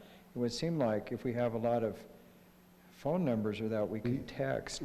They did today text, so maybe Okay. you need to go sign up on the I probably website. need to sign up, so maybe we Because we need, moved from Notify Me to the county system, and there's a whole menu of things, what you want to be notified. so we maybe need to kind of promote that. Which we have in our newsletter. Uh-huh. I got it. Scott, I got it today. when anytime before we have a public hearing a public meeting, I always send out, there's about 1,500 people that I send out that notice to via text and email. So it's just if you're signed up for those notifications on Everbridge. Obviously, I need to sign up. I didn't realize I had to sign up because I was getting them for years. Scott, I was getting them, and I've noticed lately I'm not, maybe. Yeah, I guess we had to re-sign Our up. two most 'Cause I just tech-savvy- assumed I was signed up. Do you want me to text you guys when there's a public hearing? Please. Yeah, do it. Although, you know, You don't listen to me? That's right. It's documented in public. I would entertain a motion to adjourn to closed session. so moved. To discuss pending or reasonably imminent litigation and purchase of land. So moved and So second. so seconded. All in favor? Aye. Aye. All right. Okay, let's take a 10-minute break.